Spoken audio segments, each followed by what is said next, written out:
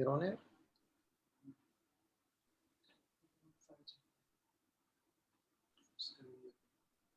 Bismillah ar-Rahman ar-Rahim. Assalamu alaikum and good morning.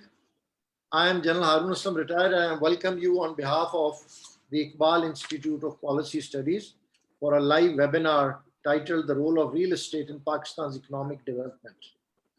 The webinar will hopefully bring to limelight the significance of real estate in Pakistan's economic development and discuss the challenges hindering the growth of the sector along with its remedial measures. A few words about Iqbal Institute of Policy Studies. It is an independent research institute with the mission to generate, track, and advocate public policies toward the achievement of sustainable development in Pakistan. It is the first think tank in Pakistan that has a sharp focus on research on all dimensions of real estate development. Real estate is one of the largest segments of Pakistan's economy. The sector is connected with the growth of more than 40 allied industries and 200 sub-industries. Despite its scale and potential, the sector's image is limited to buying and selling properties through brokers, whereas in reality, it encompasses a broad band of economic activities. Our webinar will dilate on all the issues related to real estate development. The aim of this webinar will be served well if we are able to highlight the important role of real estate development in economic resuscitation and development in Pakistan. We are fortunate to have eminent panelists who are from diverse backgrounds but can be considered as specialists in their own professional fields. We have Dr. Shujaat Ali. He's a retired civil servant and has held many important appointments, including Special Secretary Finance. We have Mr. Shafiq Akbar. He's Chairman and CEO of Emarat Group of Companies and Grana.com. He's a real estate analyst and an accomplished investment advisor with more than 22 years of experience. We have with us Sheikh Mohammed Imran. He's current Vice Chairman of LDA, Lahore Development Authority. He's an accomplished entrepreneur with over 15 years experience in Pakistan and international markets. Then we have Mr. Khurram Farid Bhagat. He is Chartered Town Planner of Royal Town Planning Institute, UK, and the Vice Chairman Town Planning for Pakistan Council for Architects and Town Planners. And then we have finally Dr. Khaqan Najib. He's all the way from Paris. He has joined us. He's a senior economist and public policy expert. About the webinar, every participant will kindly speak for 15 minutes at their own turn. And you can, then we can have Q&A session. You can speak in English or आप चाहें तो उर्दू में भी बोलें. ये bilingual हम करेंगे और kindly ज़रा वक्त की पाबंदी कीजिए. 15 मिनट से ज़्यादा ना बोलिएगा. मैंने अपना जो सीक्वेंस स्पीकर्स का इस तरह स्ट्रक्चर किया है, कुछ पर्सनल रिक्वेस्ट नहीं कि इम्प्रॉम्प्टू कमिटमेंट्स आ गई थी और कुछ for the flow of the seminar. So first of all, I will request Sheikh Mohammed Imran. He's going to speak on minimum reform agenda for support and better regulation of real estate sector in Pakistan. Ji Sheikh Saab, floor is yours. Thank you, sir. Really appreciate it. I'm honored to be here amongst this august group of people. Reform एजेंडे के हवाले से मेरा एक important belief है कि हम पाकिस्तान में जब भी कोई चीज करना चाहते हैं या बेहतरी की बात करते हैं तो we do talk about institutional reforms but actually we don't really understand what institutional reforms is और where it comes from.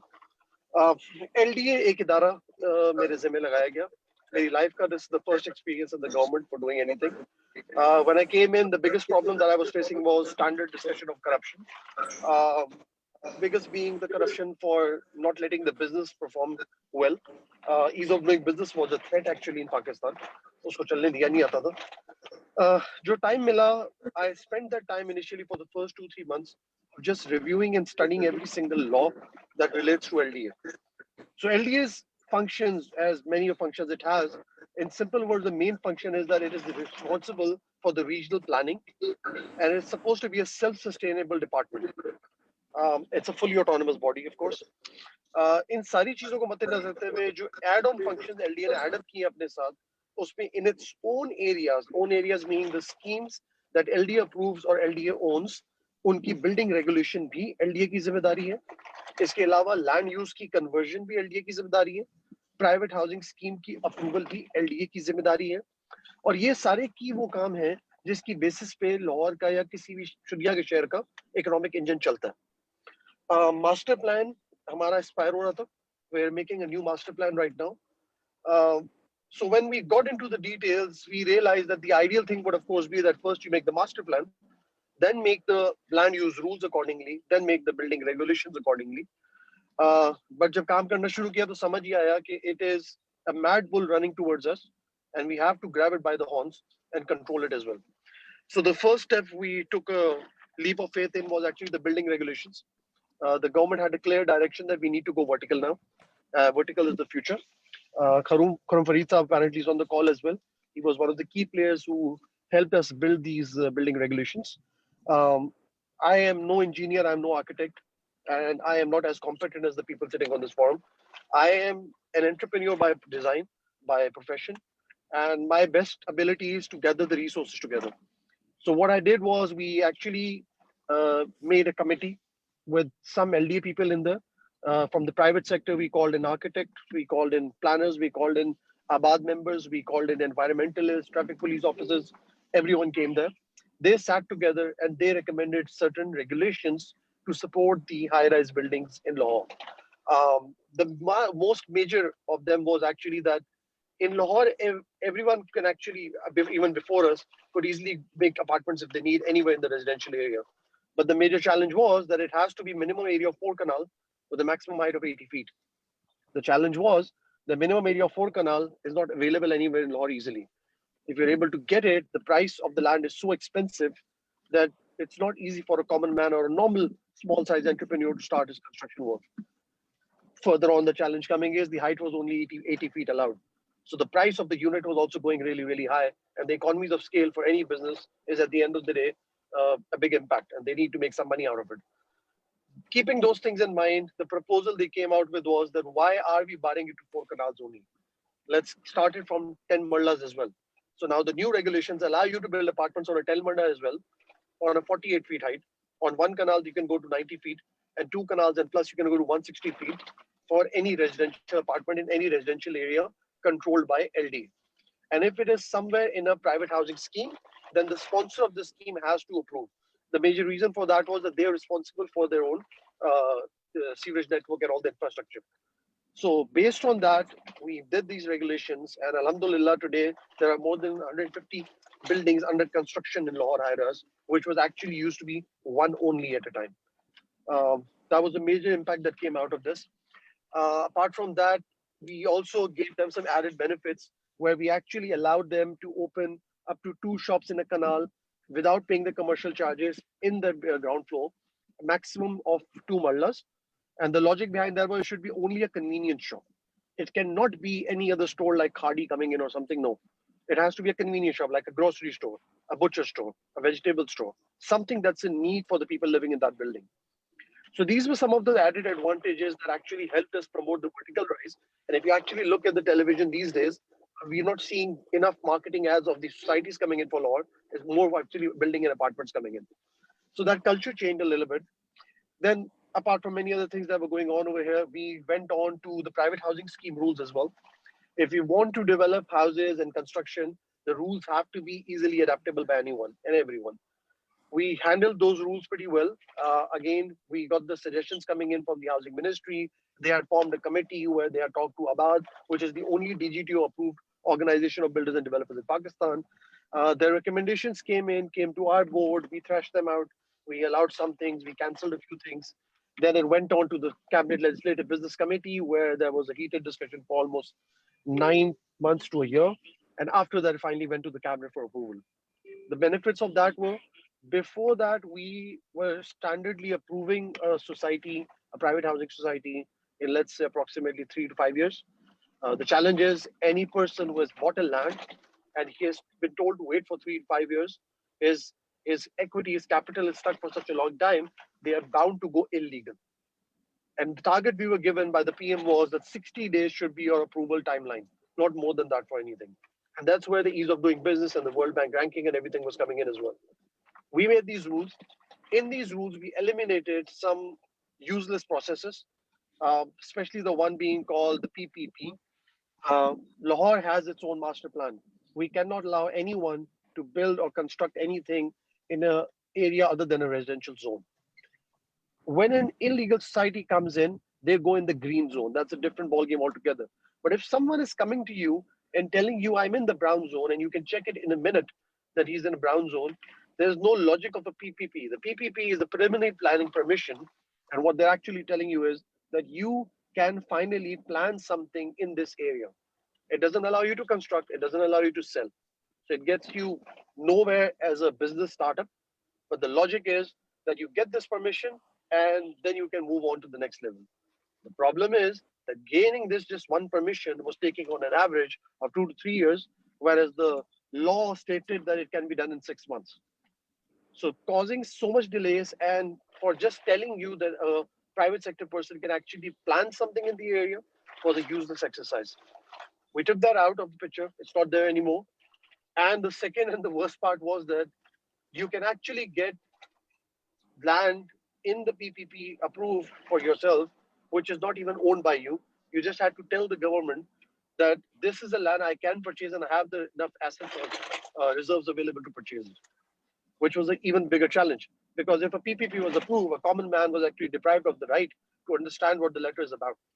Because that's an LDA letter, official letter. If you see the paper was very clearly written. It said that you cannot construct, you cannot sell, but a common man does not read so much. And that was something used a lot for defrauding the public. We cancelled it. After that, there was a technical sanction, after which also you were not allowed to sell or construct. After that, there was a final sanction, after which you were allowed to sell or construct. Now we only give you one approval, no PPP, no technical sanction, one sanction. The sanction is only given to those who own the land 100%. It cannot be, you cannot apply to us if you don't own the land.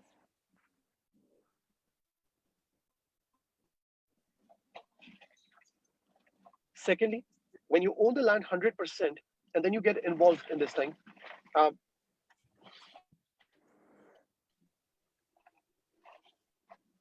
the major part that comes in is that the land ownership is verified, so a common person cannot be defrauded. Second, at the same time, the person applying has to take an understanding from LDA beforehand by just applying, and he'll be given right there and then the status of the master plan. Once the master plan status is confirmed to him, he can actually go ahead and apply to us. So the problems end right there and then. Then we added some added things over here, which were causing a big issue for small developers or the societies as well. So for example, a proposal came which said that the graveyards should be allowed in a radius of 5 kilometers from the society. To be very honest with you, in LDA's board meeting, we actually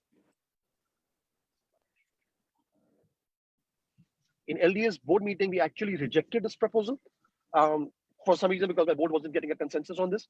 But it got re-added again from the cabinet when it went on. But I'm personally not against it, because around the world, if you go somewhere, the graveyards are usually a common place. The added thing that we got added when they said we ought to bring this proposal back was that it will be allowed only to the places where there are already existing graveyards and there is no objection for people around it. But worldwide, this is done. This was a big advantage coming out. There were many other added things, like, for example, partial revision are now allowed for the societies. So an area of 1,000 karal, you can't revise the entire thing for just one small detail or mistake, which was actually happening after every time of planning used to get finished. So there were many reforms that happened adding on to that eventually got us to a point that now private housing schemes are actually getting approved in a maximum of 120 days, not more than that. We have not had any illegal society coming out ever since the rules came out, because now no one sees a logic, and nor it is easy to get a PPP or a document like that can assist them to defraud the public. That was done on one part. Then we went into the land use rule, the commercialization policy.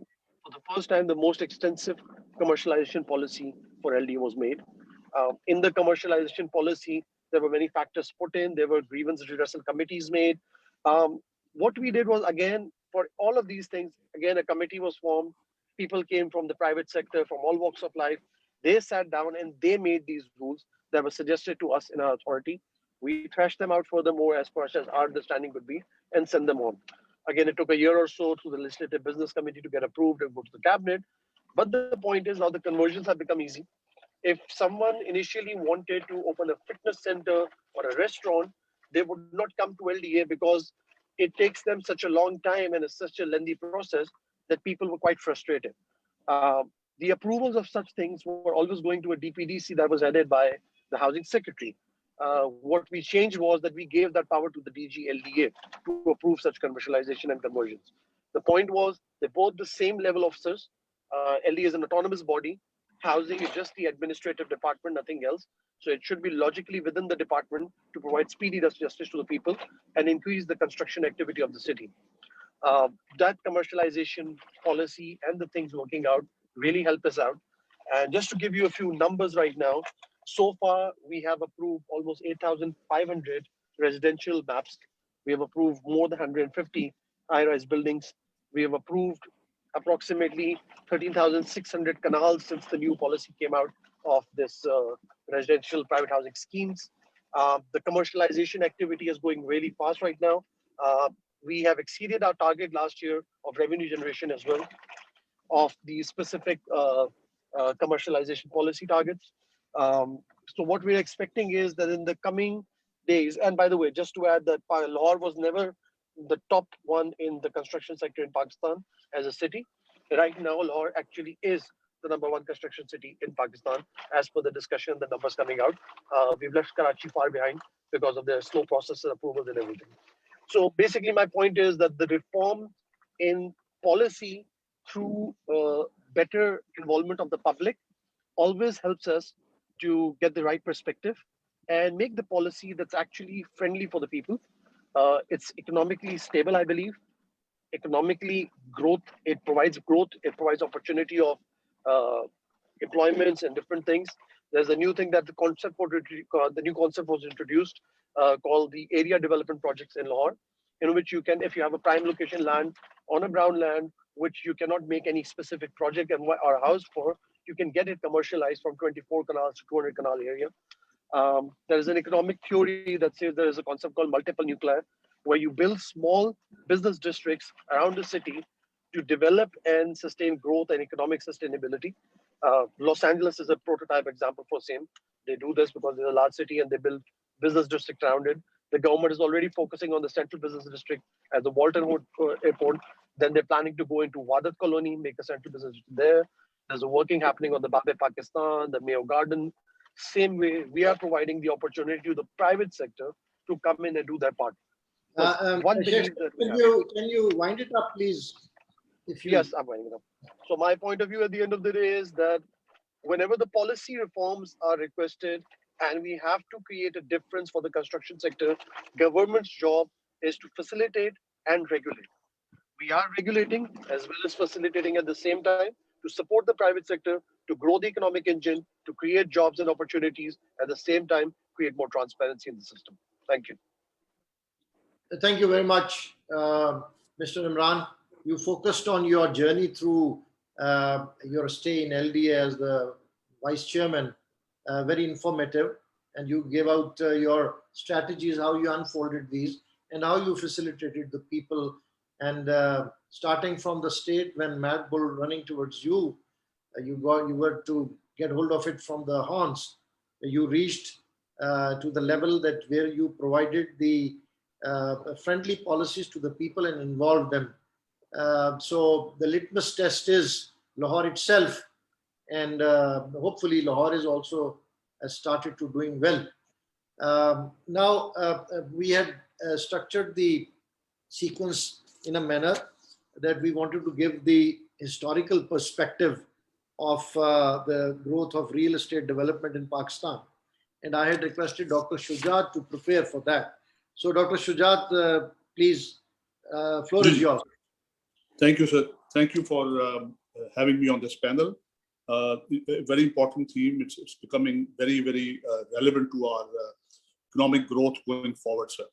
I'll start with some, I have new subject for me, and I've identified some patterns, trends, and forces that have shaped real estate development in Pakistan over the years since our independence. The real estate sector, as you said, is a much broader thing than a selling of a plot. It includes housing, construction, retailing, hoteling, and renting of spaces, etc. It has become important in recent years, years of economic growth in Pakistan. So in order I wanted to look at some data. There's not, the data about real estate activity is not really caught up with at the speed with which real estate experience is maturing in Pakistan. In the main data set is the National Accounts Framework of the Government of Pakistan, जहाँ से GDP बनती है. उसके अंदर in the National Accounts Framework of Pakistan, real estate activity is captured under the heads of construction. एक head है construction, which is part of the industry sector. Pakistan के 3 sectors हैं national accounts के. Agriculture है, एक industry है, और एक services sector है. जो हमारी GDP सालाना की 3 बड़ी activities हैं, इसके नीचे छोटी activities है. ये जो construction है, ये industry sector में आता है, which is part of the industry sector. And एक second item है housing services, जिसको वो ownership of dwellings भी कहते हैं bracket में. ये services sector में आता है, जहाँ rental जो flows हैं, उनकी accounts में capturing होती है. The combined direct contribution of these 2 activities to GDP has been over 9%. इन दोनों को मिलाएं तो इनका जो share है GDP के अंदर for most years, not the rate of growth, but the share to GDP has been over 9% for most years during the last decade. क्योंकि 9% के करीब, 9-10% के करीब ये construction और जो services है, housing services है, contribute करती है. अब सर इसके अंदर real estate, construction के अंदर ये जो head है, इसके अंदर सिर्फ real estate houses नहीं है, इसके अंदर सिर्फ hotels नहीं है. पाकिस्तान की construction sector का जो data है, इसमें bridges भी आ रहे हैं, इसमें highways भी आ रहे हैं, इसके अंदर dams भी है. तो ये data जो है, ये आपको एक general sense देता है कि construction जो है improve कर गई है. Real estate को separate करना इस वक्त data में से इतना आसान काम नहीं है accounts में से. For that, the data has to become much richer going forward. Construction, amongst these 2 activities, construction and housing services, construction dominates housing services because construction is a labor-intensive activity with employment elasticity of 0.8. बहुत high employment generation capacity है construction की, and its backward and forward linkages with about, you said this, about 40-50 other activities in the economy, such as cement, paint, steel, wood, cable, ceramics, etc. अब economic growth और real estate activity जो कि construction का हिस्सा है, इनमें it's a two-way process. Real estate activity contributes to economic growth, and economic growth in turn creates demand for real estate. ये दोनों चीजें साथ-साथ चलती हैं. So it's a symbiotic relationship. Now, I want to go to some history. In terms of a historical perspective, real estate development has always been there since independence, with high tempo confined to specific area. Certain areas had high tempo, and in other areas there was real estate, but at a more subdued level. The high tempos were confined to specific areas responding to specific needs and circumstances. Initially, it was centered, this activity was centered in Karachi, being the capital with a large influx of refugees and business capital. That all flowed towards Karachi in the beginning. And this was the period when we heard of new societies coming up, PCHS, Korangi as a suburban development, largely to deal with the issues of refugees and also the needs of the capital in terms of entrepreneurs settling in Karachi and government servants settling in Karachi. And this was also the time Karachi was much ahead of Lahore at that time. And now, as we heard from Sheikh Saab, it's the other way around. This was, DHA in Karachi was also set up in the late 50s. Lahore had a much slower start, although still having to deal with a large body of refugees as well. But Lahore had a late flowering of the real estate development, which is reflected in the fact that DHA concept arrived much later in the late 70s in Lahore. I think DHA, that the company was, I think the origins go back to around the late 70s.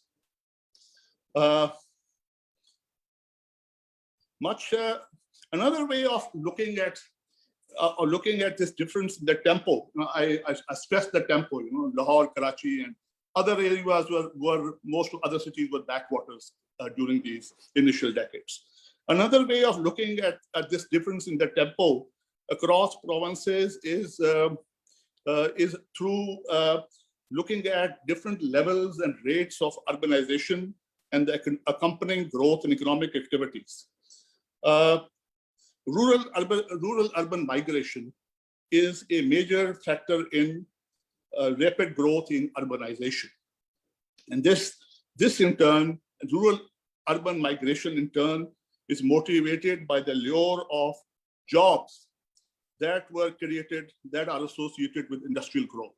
And this industrial growth was concentrated in Karachi, so there was more rural-urban migration to Karachi in search of jobs. Sindh urbanized rapidly in the early decades, but Punjab is catching up, as we heard from Imran Saab, catching up fast since the 1980s. And this is happening because of declining fortunes of the rural sector. In an earlier seminar, I think I had informed the audience that agricultural growth has started slowing down since the 90s. And the last decade is a sort of, where agriculture has hardly grown at all. And we are now in a situation where we are importing three important crops at this, three important agriculture commodities at the same time. Since declining fortunes, catching up of Punjab due to declining fortunes in the rural sector, and another very important thing happening in the backdrop, the rise of the remittance economy.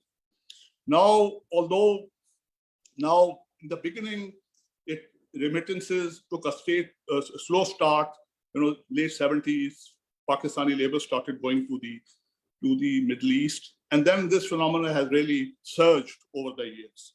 Now, today, we are, the latest economics survey tells us that we are amongst the top 10 remittance economies of the world after India, China, Mexico, Philippines, and Egypt. And we have the 6th largest diaspora in the world, about 10 million Pakistanis living abroad presently, and about 4 to 5 million of them just located in the Gulf or the Persian Gulf region. Now, this remittance economy has been a major force in the development of and in creating demand for real estate activity in Pakistan. But while remittances began to power real estate development since the late 70s and 80s, the real boost to real estate development in Pakistan came with the advent of globalization in the early 90s. The important event to remember, the Protection of Economic Reforms Act 1992, that is early 90s, which opened Pakistan to the world economy. And Pakistan opened, with capital account liberalization, Pakistan became open to global capital flows regime through liberalization of foreign exchange transactions, amongst other things. Many foreign banks and multinational corporations increased their operations in Pakistan, creating demand for high quality real estate development in the cities of Karachi, Lahore, mainly, and Lahore was a major beneficiary. And this was also creating demand for high quality real estate. The urban economies of Karachi and Lahore got a big stimulus from these developments, and closely associated is the Dubai phenomena, the forging of close relationship with Dubai. Pakistanis air travel having been facilitated hugely, and the distances having shortened, So Dubai was growing at a very fast pace, and the linkages, some of those ideas along with money came back to Pakistan, and this helped the growth of real estate development in Pakistan. With these things happening in the background, real estate development reached new heights of imagination and its implementation, much beyond selling of plots. People started talking of malls, shopping malls, and high-rise towers, beautiful buildings, office blocks, and so on and so forth. However, the biggest leap for real estate development came after the 9/11 event in USA. Pakistan was a major beneficiary of large capital flows on account of war of terror, including increased remittances on account of greater scrutiny of money held abroad.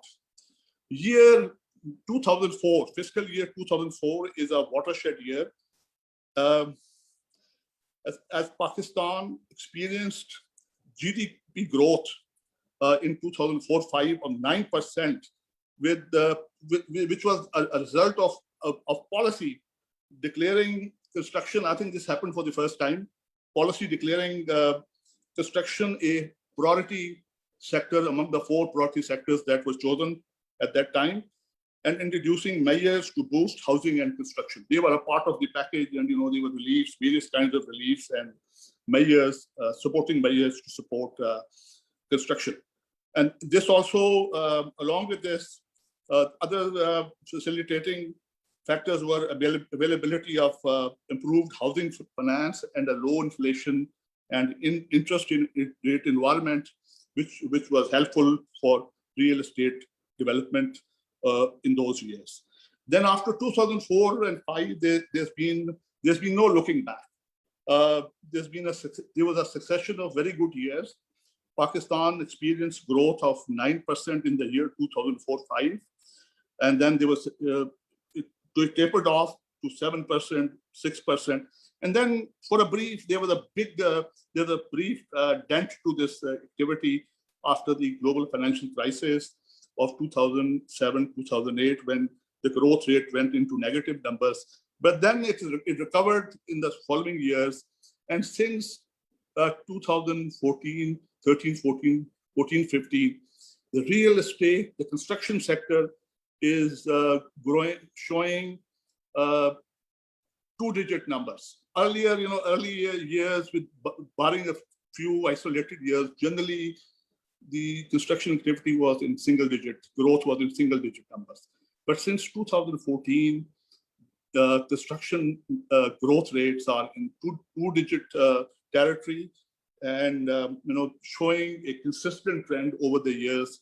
There was a short blip in 2018 because of that Finance Act 2018, which tightened the screws on the real estate market.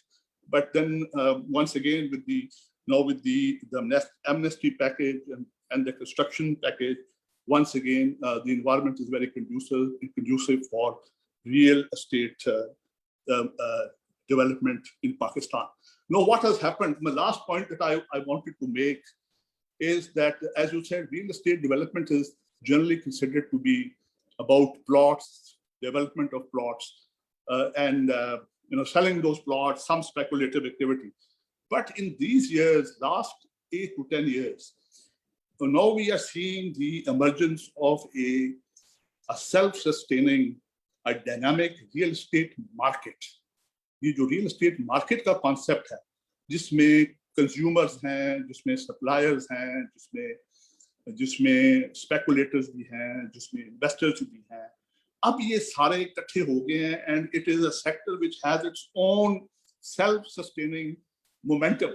इसके अंदर इतनी value, इतनी activity generate हो गई है कि आप इसको ज्यादा स्टेट सपोर्ट की, जिस तरह इनिशियली जितनी स्कीमें होती थी वो they were largely government sponsored schemes. अब private sector and this globalisation and this connections between foreign capital and joint ventures and so on, this has led to new ideas, new concepts, new levels of imagination, and a new trajectory for real estate development in Pakistan. So this is the experience that I have been able to gather from from my readings of the literature, I only had 15 minutes. So much to say, but this is all I have to say. Thank you, Dr. Shujat, for your comprehensive research on historical development of real estate development. It's too good to know that how it has grown. And you were all the way from Bhalwal, from your lands. And when we were informally discussing, he mentioned that he is also, because his some agricultural land has come into the urban area, so he's also dwelling into, stepping into real estate, because real estate is actually part of our social life. If we see, everybody needs a house. Everybody, needs to buy and sell a house, a plot, a land, or whatever. And then you mentioned that real estate sector has started to grow in a manner that it's showing 2-digit number growth. And it has its own self-sustaining momentum. So perfect, sir. Thank you very much. Now I would invite Mr. Shafiq Akbar. He is going to speak on how can innovative real estate development transform Pakistan's economic future. And I would also like to add here that it is this person who is behind support to the Iqbal Institute of Policy Studies, and therefore we are able to churn out so much of research on varied subjects. Floor is yours, Mr. Shafiq.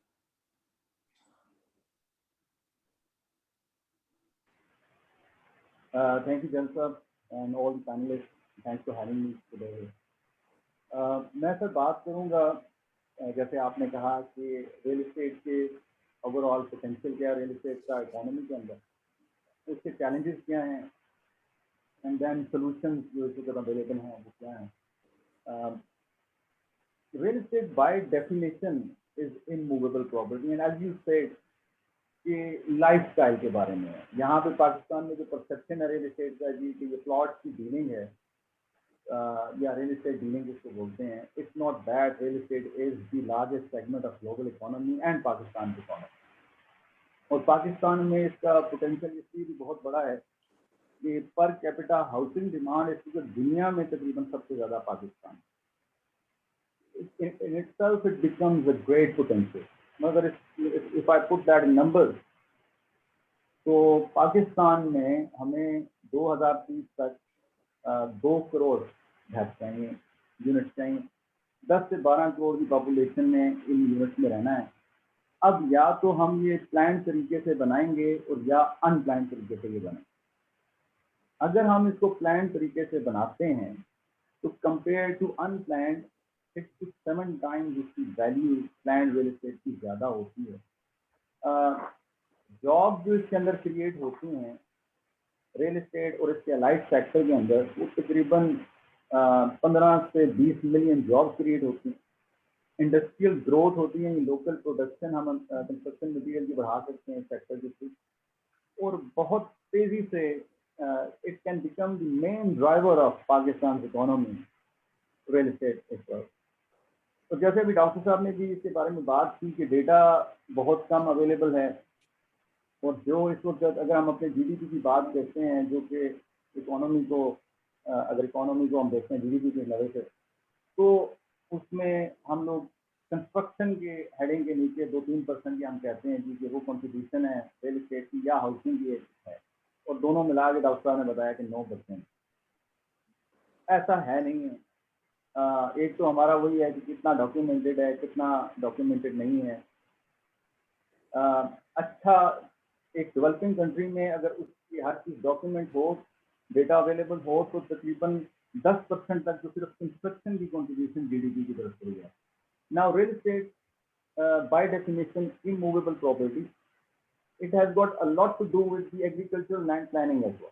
तो जो 3 हमारे sectors हैं GDP के, agriculture, industry and services, तो agriculture land की planning और industry में construction and the allied industry और सर्विसेज में बहुत हद तक रियल एस्टेट का हिस्सा है. ओवरऑल बहुत बड़ा हिस्सा बन जाता है जीडीपी में. ये 8-9% की जो हम बात करते हैं पाकिस्तान में, ये इनफैक्ट है, ऐसा ही है, लेकिन ये चेंज हो सकता है. And that is the potential I am talking about, जो इस वक्त रियल एस्टेट. एक और आपको अगर इंटरेस्टिंग नंबर यहाँ पे मैं शेयर करूँ तो पाकिस्तान का जो प्लान एरिया है वो 600 से 700 बिलियन डॉलर उसकी वैल्यू है, वो आधे % से भी कम है। और अगर हम 2 करोड़ यूनिट यानी 20 मिलियन यूनिट अगले 15-20 साल में क्रिएट करते हैं, as I mentioned earlier 1.5 to 2 trillion dollar की उसकी वैल्यू आती है, तो उसके लिए सिर्फ हमें 1% एरिया चाहिए पाकिस्तान प्लान्ड डेवलपमेंट लाने के लिए और 10 से 12 करोड़ की पॉपुलेशन लाने के लिए। तो the potential is great. Challenges जो हैं वो जैसे इमरान साहब ने भी पहले बात की, we have to take the bull by the horns. तो बात ये है कि चैलेंजेस बहुत ज़्यादा हैं और चैलेंजेस की वजह ये है कि 60-70 साल हमने इस सेक्टर पे ज़्यादा फोकस नहीं किया, ये थोड़ा इग्नोर्ड रहा है। बीट पॉलिसी मेकिंग है, रेगुलेशन है, प्रैक्टिसेस हैं, हर लिहाज से ये sector unfortunately it's been ignored sector here in Pakistan. 4 main, हर फोरम पे मैं ये बात करता हूँ कि 4 मेन चैलेंजेस हैं: lack of planning, lack of regulation, lack of access to information और malpractice। अच्छा, इनके सोल्यूशन भी बड़े सिंपल हैं। सोल्यूशन जो हैं वो as far as planning is concern, तो अगर by learning from the world we don't have to reinvent the wheel, we just have to have some sort of mechanism at the national level for planning।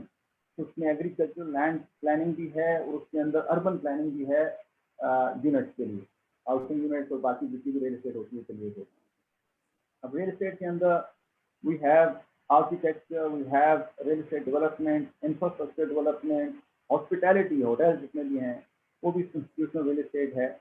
इसके अलावा real estate services हैं, real estate technologies हैं, real estate financing है। तो बहुत बड़ा sector है जिसके अंदर काम किया जा सकता है। कुछ जो ऑफ द शेल्फ इस वक्त सोल्यूशंस अवेलेबल हैं दुनिया जो ने जो कर लिए हैं और जिनसे हम लर्न करके बड़ी जल्दी पाकिस्तान में चेंजेस ला सकते हैं और मैल प्रैक्टिसेस को ख़त्म किया जा सकता है, जो कि चौथा बड़ा हमारा चैलेंज है। तो वो मैं लिस्ट कर देता हूँ। This is something which we are working on as well. This can completely transform the real estate sector of Pakistan. So we have the digital mapping, which means each and every parcel of land here in Pakistan has to be digitized. अच्छा, उसमें एक plan area है हमारा real estate का जिसकी मैंने बात की, 600 से 700 बिलियन डॉलर की उसकी वर्थ है और आधा % है पाकिस्तान का। इसके अंदर जो टोटल प्लॉट्स हैं वो तकरीबन 4.6-4.7 मिलियन, 40 से 47 लाख टोटल प्लॉट्स हैं। जैसे इस्लामाबाद में तकरीबन 56,000 प्लॉट्स हैं, इसी तरीके से पूरे पाकिस्तान में 4.6 से 4.7 मिलियन प्लॉट्स हैं। ये प्लान एरिया है और इस प्लान एरिया में तकरीबन हमारी 300 से 350 की आबादी रहती है। बाकी जो जितनी आबादी है वो अनप्लान एरियाज में, रूरल एरियाज में जो कच्ची आबादियाँ इस तरह की जगहों पर रहती है। That is the first part कि हमने प्लान एरिया को डिजिटाइज करना है, विच इज ईजियर पार्ट, और हमारी ऑर्गेनाइजेशन ने इसको ऑलमोस्ट कंप्लीट कर लिया। तकरीबन 4 मिलियन पे हम पहुँच चुके हैं। 4.7 मिलियन तक इंशाल्लाह हमारा 4.6 to 4.7 million within next 3 to 4 months हम इसको कर लेंगे। This is digital mapping of each and every parcel of land. And then unplanned area थोड़ा मुश्किल है, उस पर टाइम लगेगा, तकरीबन 4 से 5 साल का टाइम लग सकता है। जब आपका डिजिटल मैपिंग हो जाती है, which means basically each and every parcel of land has been digitised, then you have to give a number to each plot of land, each parcel of land, और फिर उसकी एक ऑनलाइन रिपोजिटरी या online land registry system जो है वो हम introduce कर सकते हैं पाकिस्तान में। This is something which UK introduced in year 2000 and today on transparency index UK is number 1. This is the same system Dubai is using, and if ये Pakistani system planned area में विद इन 6 to 7 मंथ ये launch किया जा सकता है, हम भी launch कर सकते हैं जो गवर्नमेंट सपोर्ट करे। इससे बहुत बड़ा प्रॉब्लम पाकिस्तान का जो है वो डील किया जा सकता है, इशू खत्म किया जा सकता है। इश्यूज की अगर मैं बात करता हूँ एंड व्हाई दिस सिस्टम और online land registry system is very important, कि आज जो कोर्ट केसेस हैं 60% से ज़्यादा वो are to do with the real estate, and within that the main reason 80% to 90% जो रीजन है that is to do with ownership of land. इसी तरीके से हमारे जो ओवरसीज पाकिस्तानी जो उनकी 70% कंप्लेंट्स जो हैं they are to do with real estate as well. So it's the biggest problem of Pakistan. Land acquisition is another thing जिसको देखा जा सकता है। अच्छे डेवलपर्स अगर आप चाहते हैं रियल एस्टेट के सेक्टर में आए, पाकिस्तान में रियल एस्टेट डेवलपमेंट में आए, तो इसके लिए लैंड एक्विजिशन का जो प्रोसेस है उसको सिंप्लीफाई करना चाहिए, वो किया जा सकता है। जैसे आप CDA में लैंड लेते हैं, DHA में लैंड लेते हैं, वो बड़ा सिंपल प्रोसेस है। लेकिन जब आप यही लैंड कहीं और जगह पे लेते हैं, जो अनप्लान्ड एरिया है, तो बड़ा मुश्किल प्रोसेस है। तो उसके लिए तो मैकेनिज्म अगर आ जाए कि कहाँ पे डेवलपमेंट होनी है और वहाँ पे लैंड एक्विजिशन डेवलपर के लिए इजीली कर दी जाए, तो बहुत बड़ा प्रॉब्लम ये खत्म हो सकता है। ये डिलीवरी ऑफ प्रोजेक्ट जो है उसमें भी this could act as something, जिसकी वजह से डिलीवरी प्रोजेक्ट जो है वो इजी हो जाए फ्रॉम द डेवलपर्स परस्पेक्टिव। अभी एक और जो सबसे बड़ा प्रॉब्लम आ रहा है इस वक्त डेवलपर्स को, और उसमें जो बात हुई इस वक्त रेगुलेशन की, जहाँ तक तो प्लानिंग की बात है तो we need some sort of mechanism at national level for regulation. RERA has to be implemented in its true spirit, real estate regulatory authority. वो दो चीज़ों को देखती है, एक स्टेट एजेंट्स को और एक डेवलपर। जहाँ तक डेवलपर्स का है तो डेवलपर्स के लिए अगर वन विंडो ऑपरेशन, कहा तो जाता है कि वन विंडो ऑपरेशन है मुख्तलिफ जगहों पे, लेकिन अगर वन विंडो ऑपरेशन इंट्रोड्यूस किया जाता है तो इससे बहुत सारे प्रॉब्लम्स जो हैं वो एलिमिनेट हो सकते हैं, और इसको भी हम ऑनलाइन लेके जा सकते हैं। पूरी दुनिया ने कर लिया है, एक बड़ा सिंपल सिस्टम पूरी दुनिया कर रही है कि हम ऑनलाइन इसको सिस्टम को लें, प्लानिंग परमिशन हैं या दूसरी तरह की चीज़ें हैं। फिर बिल्डिंग रेगुलेशन का प्रोसेस जो है कि बिल्डिंग कंप्लीटली सर्टिफिकेट नहीं मिलते बिल्डिंग्स को, तो पूरे का पूरा एक जो रेगुलेशन का प्रोसेस होता है बिल्डिंग कंट्रोल जिसको कहते हैं, उस प्रोसेस को थोड़ा सिंप्लीफाई किया जा सकता है और करना चाहिए पाकिस्तान में। जहाँ तक स्टेट एजेंट की बात है तो जितनी भी मैल प्रैक्टिसेस हैं उनको बड़े इजीली ख़त्म किया जा सकता है कि आज लाइसेंस स्टेट एजेंट्स नहीं है, लाइसेंसिंग स्टेट एजेंट्स की अगर हम इंट्रोड्यूस करें और फिर उसमें भी रेगुलेशन आए, इनकी जो स्टैंडर्ड प्रैक्टिसेस हैं उनको कैसे रेगुलेट किया जाए, and then last bit is record keeping. ये भी again RERA is been implemented in US, India, Dubai, in UK we have a State Agency Act 1979. They all do similar sort of thing कि इस तरीके से बेहतर practices जो हैं state agent कर सकते हैं, और लाइसेंसिंग हो स्टेट एजेंट की, वो बेहतर प्रैक्टिसेस करें, उससे रिकॉर्ड कीपिंग करें। ये विजिबिलिटी और ट्रांसपेरेंसी के थ्रू काफ़ी हद तक रियल एस्टेट के जो इश्यूज हैं, मैल प्रैक्टिसेस हैं ड्यूरिंग द ट्रांजैक्शन प्रोसेस, उनको ख़त्म किया जा सकता है। And last bit is the special court real estate की, छोटी कोर्ट, मजिस्ट्रेट कोर्ट टाइप जो होती हैं, जो रियल एस्टेट की इश्यूज को सुने और उसका पूरी हल उसका निकालें। That is something which needs to be introduced here in Pakistan. तो ये टू सम इट अप, यहाँ पे सर बड़ा इजी है रियल एस्टेट के पोटेंशियल को रियलाइज करना। रियल एस्टेट में as I said in the beginning, it has got great potential long term sustainable growth के लिए पाकिस्तान के लिए, and has got the greatest per capita demand as well. That is a great potential for Pakistan कि हम उसको realise करें, और उसको करने के लिए जो इश्यूज हैं, lack of planning, lack of regulation, lack of access to information and malpractices, and the solutions are very simple. National level पे we have to have some sort of mechanism for urban planning and obviously preservation of agricultural land as well. RERA implementation, और जहाँ तक access to information है इसके लिए बहुत कुछ किया जा सकता है, ऑनलाइन टूल्स यूज किए जा सकते हैं, टेक्नोलॉजी को यूज किया जा सकता है, हेल्प डेस्क किए जा सकते हैं।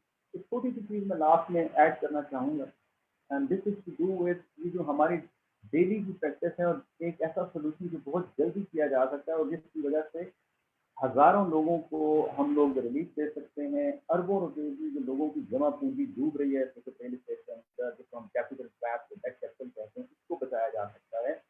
वो है कि अगर रेगुलेटिंग अथॉरिटीज वो कोई हेल्प डेस्क इंट्रोड्यूस कर दें कि जो भी बंदा जब भी कोई परचेज करता है property, be plot of land और अ पेपर प्रॉपर्टी, वो उस वक्त वेरीफाई कर ले कि जिस चीज़ वो बाय कर रहा है वो आया कि ठीक है कि नहीं है। Unfortunately we don't have access to information here in Pakistan, और उसकी वजह से बहुत सारे लोग ऐसी जगहों पे पैसे डाल देते हैं, you know, they are investing in a lot of be it housing society और वर्टिकल प्रोजेक्ट, क्योंकि जिनके अप्रूवल के इश्यूज हैं, जिनके दूसरे इश्यूज हैं। ऑलमोस्ट समझ लें कि इस्लामाबाद के केस में 20% सिर्फ प्रोजेक्ट ऐसे होंगे जो अप्रूव होंगे, 70 to 80% प्रोजेक्ट अप्रूव नहीं है, और लोग उनमें इन्वेस्ट कर रहे हैं और डेली की बेस पे अरबों रुपया डूब रहा है। और ये मैं समझता हूँ कि बहुत ईजीली इसको सॉल्व किया जा सकता है हर रेगुलेटिंग अथॉरिटी अपना ऑनलाइन एटलीस्ट दे दे कि जनाब जो लोग डेवलपर जिनके अप्रूव प्लान हैं वो ऑनलाइन डाल दे, या एक हेल्प डेस्क बना दे जहाँ पे लोग जाके, जिस तरह ये गाड़ियों के लिए हम 15 सर्विस होती है, कि जाके वेरीफाई कर लें कि जो चीज़ को खरीद रहे हैं या जहाँ पे इन्वेस्ट कर रहे हैं वो आया कि अप्रूव है कि नहीं है. This is the minimum and I think it would take only 2 to 3 months and it can save billions of rupees. और बहुत सारे लोग जो कि अनफॉर्चुनेटली अपनी ज़िंदगी की जमा पूंजी यहाँ पे फंसा रहे हैं, वो बड़ी जल्दी हल किया जा सकता है. तो ये मेरी इस फॉरम के थ्रू रिक्वेस्ट भी है, अगर वो लोग सुन रहे हैं जो ये डिसीजन कर सकते हैं, कि हम या तो एक सेंट्रलाइज मैकेनिज्म बना दें सारी रेगुलेटिंग अथॉरिटीज़ के लिए, या रेगुलेटिंग अथॉरिटीज़ की इस तरह का हेल्प डेस्क दे दें. बेशक लोगों से थोड़ी बहुत फीस लें, फी लेके उनसे वो ये इंफॉर्मेशन उनको दें, but this would deal with a lot of issues, at least with capital cap. Thank you, Mr. Shafiq. बहुत शुक्रिया. A very comprehensive rundown on what can be done to remedy the problems in real estate sector. You mentioned that it has been an ignored sector. Yes, it has been ignored. The speakers also dilated on that. And you talked about the digital mapping. Now that is the use of technology. And if that is going to actually revolutionize what the real estate sector.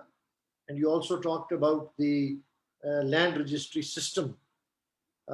You talked about RERA and what RERA can do to regulate and support the real estate sector. It's very surprising to know that in a city like Islamabad, 70% projects are not approved. So these are the problems which we are facing. Thank you very much, Mr. Shafiq. Now we talk about the socio-economic impact of comprehensive town planning. And Dr. Hakan Najib is with us all the way from Paris. Dr. Saab, floor is yours. Let's hear your story.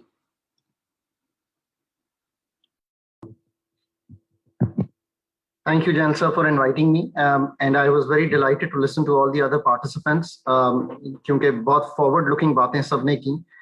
So let me pick up the discussion from the fact कि पाकिस्तान जो है इस वक्त highest rate of urbanization में है South Asia में. 37% पाकिस्तानी जो हैं they live in cities. 2030 तक ये फिगर 50% हो जाएगा. 95% जो फेडरल टैक्स है वो इस वक्त 10 मेजर सिटीज से कलेक्ट होता है.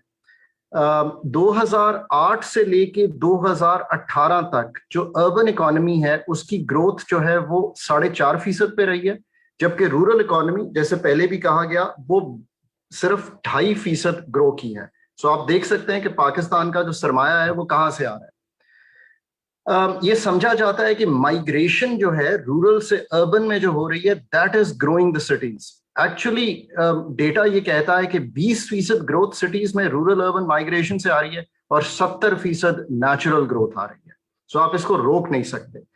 Karachi of course biggest contributor है जीडीपी का, चाहे बाकी सिटीज कुछ भी कर रही हो. 25% पाकिस्तान का जीडीपी जो है वो कराची से आ रहा है.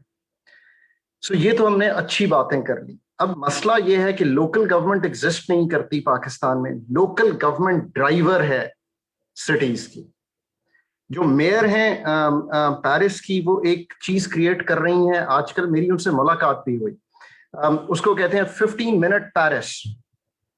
15 मिनट में आप पूरा पेरिस पांव पे घूम सकते हैं. That is how congested Paris would become and that is how liveable Paris would become. हमारी सिटीज में लाहौर में 9 agencies, TMA, DHA, US, UC, cantonment board. Karachi में 14 डिटरमिन करती हैं कराची का फ्यूचर. एवोल्यूशन ये है कि गाड़ियां जो हैं that is how cities are being framed. Unfortunately public transport is insufficient and main शहर कराची जैसे में is probably not of the quality that we would want it. Cities determine कर रहे हैं लेट एज के लोग, एंड आई से this with a lot of respect for them. But median age Pakistan is very, very young, and majority of the need for the cities is for the younger people to find not only accommodation, but find jobs which we have to create. So अगर urbanization सही तरह करेंगे तो इसका बहुत potential है growth में. That is my first take on this. My second take is कि cities ने बहुत सा काम करना है. सारा काम focus हो गया है zoning पे. Zoning is just part of city planning. Taxation is a big part of city planning, which has gone missing. Taxation of property is a big part of the federal taxes, which have also gone missing. And that is where I'd like to end how we revolutionize this. Implementation of projects like जो अदारे हैं हमारे, it's a key area. Preservation of the city is another key area. मैं जब भी Paris में walk करता हूँ, रोजाना करता हूँ, हर तीसरी बिल्डिंग इज अंडर प्रेजर्वेशन, हर तीसरा म्यूजियम इज अंडर प्रेजर्वेशन. हमने अपने एरियाज को प्रिजर्व करने की बजाय नई चीजें क्रिएट करने की कोशिश की, and that is where our culture उतना पनप नहीं पाया जितना पनप सकता था. And lastly, selling of your cities is a big area of what cities should be doing. Locally, internationally, domestic travel, international travel. So governance, of course, is the key, or local government will always remain to be the key, and that is my take on that. दूसरी चीज ये है कि हमने city ownership create करनी है. मुझे सिर्फ ओनरशिप मेरे घर तक नहीं, पर मेरी गली तक, मेरे मोहल्ले तक, मेरे जिस मकाम पे मैं रहता हूँ, चाहे गुलबर्ग हो, चाहे वो LDA हो, जो भी मकाम हो, उस तक, और फिर मेरे शहर तक होनी चाहिए. So that प्लानिंग जो है उसको बहुत इंक्लूसिव करना पड़ेगा. जोनिंग प्लानिंग से निकलना पड़ेगा हमें. प्लानिंग जो है ना, वो पाकिस्तान में एक सोशल कॉन्ट्रैक्ट होना चाहिए. It should not be a planning of technocrats like me और लाइक एनीवन एल्स, बट एक सोशल कॉन्ट्रैक्ट होना चाहिए between the people who own the city and between the planners who do this planning. So future क्या है? देखिए, future Pakistani cities का जो है ना, वो होना चाहिए equal rights to pedestrians, bikes, cars, trams, buses, and less favourable to cars. एक कार अगर ट्रैवल करती है तो वो 55 स्क्वायर फीट लेती है. एक बस अगर ट्रैवल करती है तो वो 9 स्क्वायर फीट लेती है. एक साइकिल अगर ट्रैवल करती है तो वो 15 स्क्वायर फीट लेती है. It is a no brainer. जितना मर्जी ब्रिजेस बना लें, कंजेशन तब खत्म होगी जब हम इस प्लानिंग के जो पैराडाइम है इसको तब्दील करेंगे. अब आप जॉब्स क्रिएट करना चाहते हैं तो बहुत अच्छी बात की. एवरी नुक and corner should be an economic hub, चाहे वो लोकल सिटी स्टोर हो, चाहे वो वेल्डर की दुकान हो, चाहे वो डॉक्टर का एरिया हो. That is how you will create an economic hub in every area of the city. That is domestic commerce. फिर आप ये क्रिएट करें कि जो आपके डाउनटाउन है या जो आपके CBD हैं, जो भी आप उनको कहना चाहें, they should be green, they should be for the public. Main 3 areas for example आप एग्जांपल बनाए. लेकिन मूव फॉरवर्ड करना है तो आपको स्पीड ऑफ लाइट पे मूव फॉरवर्ड करना चाहिए. ये जो हम स्लो स्पीड पे सालों में और डेकेड्स में चाहते हैं ना रिफॉर्म करना, I think that is a thought that we also need to change. 3 areas में आइडेंटिफाई करता हूं. फॉर एग्जांपल, अब हम शांज़-एलीज़े को ट्रांसफॉर्म कर रही है mayor. It will become 2 lanes of cars and that's it, and the rest will be all green, walking, trees. So आपके 3 एरियाज हैं. ब्लू एरिया ऑफ इस्लामाबाद, इसको एग्जांपल बनाएं. माल रोड ऑफ लाहौर और I Chundrigar road of Karachi. Showcase करें to the world how you have transformed it if you really want to do something big for Pakistan. अब आप cities में जो आखिर में मैं सबसे ज्यादा इंपॉर्टेंट बात करना चाहता हूँ वो ये है कि cities must do their taxes right. If they don't do their taxes right, they will not have the money and they will always be borrowing or they will be asking for money. Property taxes जो हैं, for example Lahore cantonment की मिसाल दे सकता हूँ because वहाँ पे मेरे वालिदैन का पुराना घर है. अब क्या 100 मिलियन प्लस का होगा वो घर, 50,000 रुपया उसका प्रॉपर्टी टैक्स है. Think about that. Think about the fact कि आपका जो लैंड ट्रांसफर टैक्सेस हैं, मतलब वो DC रेट क्या है और एक्चुअल ट्रांसफर रेट्स क्या हैं. हमने इसकी एक कोशिश की when I was with the ministry of finance कि हम FBR का एक रेट क्रिएट करते हैं which is much closer to the DC rate, और उस पे ट्रांसफर्स को माने. Things like that. I don't know where it stands right now, but that is the kind of thing. User fees. आप किसी भी बड़े इंटरनेशनल शहर में, और हमारे लाहौर, कराची, गुजरांवाला, सियालकोट के इंटरनेशनल शहर हैं, आप गाड़ी पार्क करके उसकी फीस देखें, आपकी user fees have to be corrected. Capital gains tax at the federal level. The rich have really made good money out of property. And that is a great thing, but they must pay the capital gains tax. जिन्होंने करोड़ का plot लिया और 4 करोड़ का बेचा, they went scot-free of paying the capital gains tax. I think it was the last comment when I suggested we should have a capital gains tax, and a lot of opposition, बहुत छोटा सा capital gains tax है, इसको proper करें ताकि यही पैसा खर्च हो सके सिटी। और आखिर में ये सोचें कि क्या आपने फेडरल लेवल पे 610 अरब रुपए पेट्रोलियम लेवी में कलेक्ट करना है। इसका मतलब ये है कि जो इंसान पजेरों में पेट्रोल डलवाएगा वो भी रुपए पर लीटर देगा, और जो इंसान अपनी मोटर बाइक में या रिक्शे में डलवाएगा वो भी 30 रुपए पर देगा। Is that the right way to think, or a levy on the property value is the right way to think?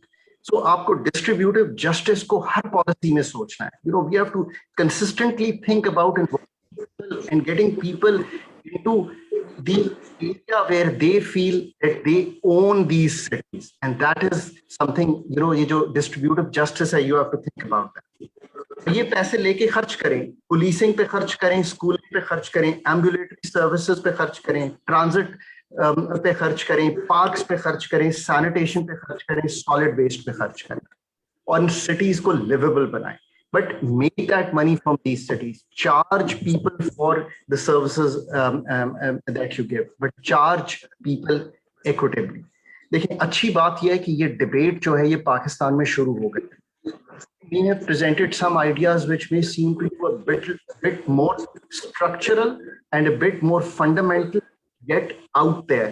But ये debate करना ही हमें इस तरह लेके जाएगा कि mixed use of cities क्या होता है, right regulation of cities क्या होता है, equal rights of people, of my children क्या हैं in cities में, that they can enjoy the better air that we want them to enjoy, and they can own these cities when they grow up.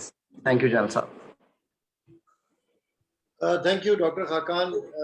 Wonderful. You actually, when you started your speech, you hit the nail that there are no local bodies in Pakistan. You know, these are local bodies which provide direct governance to the people. हमारे लोगों के मसाइल क्या है? Street, नलका, पानी, sewerage, local bodies है नहीं, और जितनी भी political parties, they talk about growth of local bodies. Neither do they promote nor they fund local bodies, and this is actually the basis of our problems and of lack of civic communities to the people. They live in virtual slums, even in planned cities. And you talked about zoning, that we are focused on zoning, but we don't focus on taxation of property. And you also concluded your speech with emphasis on tax, that everybody has to pay tax. This is yet another, there's so much of indirect taxation, but there's no direct taxation. Maybe Dr. Shujat has the statistics. People, then you talk about equal rights for all, for pedestrians. Whenever I go to Europe, whenever I travel, so I thought that pedestrians are the VIPs.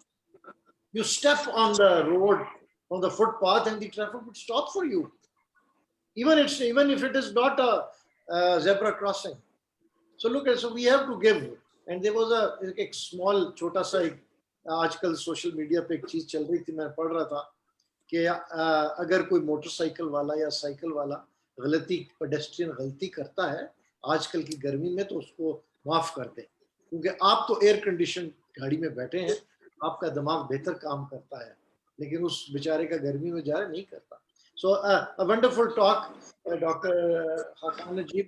And now our good old, I'm talking Khurram in a lighter sense. You are always there for us, and you have managed to reach some static location. We appreciate that. Mr. Khurram Fareed Bhagat, who is a professional town planner, chartered town planner also, and he's going to talk about challenges of urban planning in Pakistan. Over to you, please. Assalamu alaikum. It is pleasure to be here on this forum. मैं जितने speaker already बात कर चुके हैं उसी को आगे लेके चलूंगा. Initially more or less the challenges पे सबने ही बात की है. हमारे सिटीज की इस वक्त सिचुएशन क्या है और हम किस स्टेज पे पहुंच गए हैं और आने वाले चंद सालों में, आने वाले चंद डिकेड्स में जो सिचुएशन है वो और एडवर्स होने जा रही है. Pakistan being fifth most populous country in the world, and it is going to be fourth most populous country in the world by 2030 with the current population growth rate. As Dr. Khakan was saying that by 2030, Pakistan is going to be half of the Pakistan is going to be urbanized.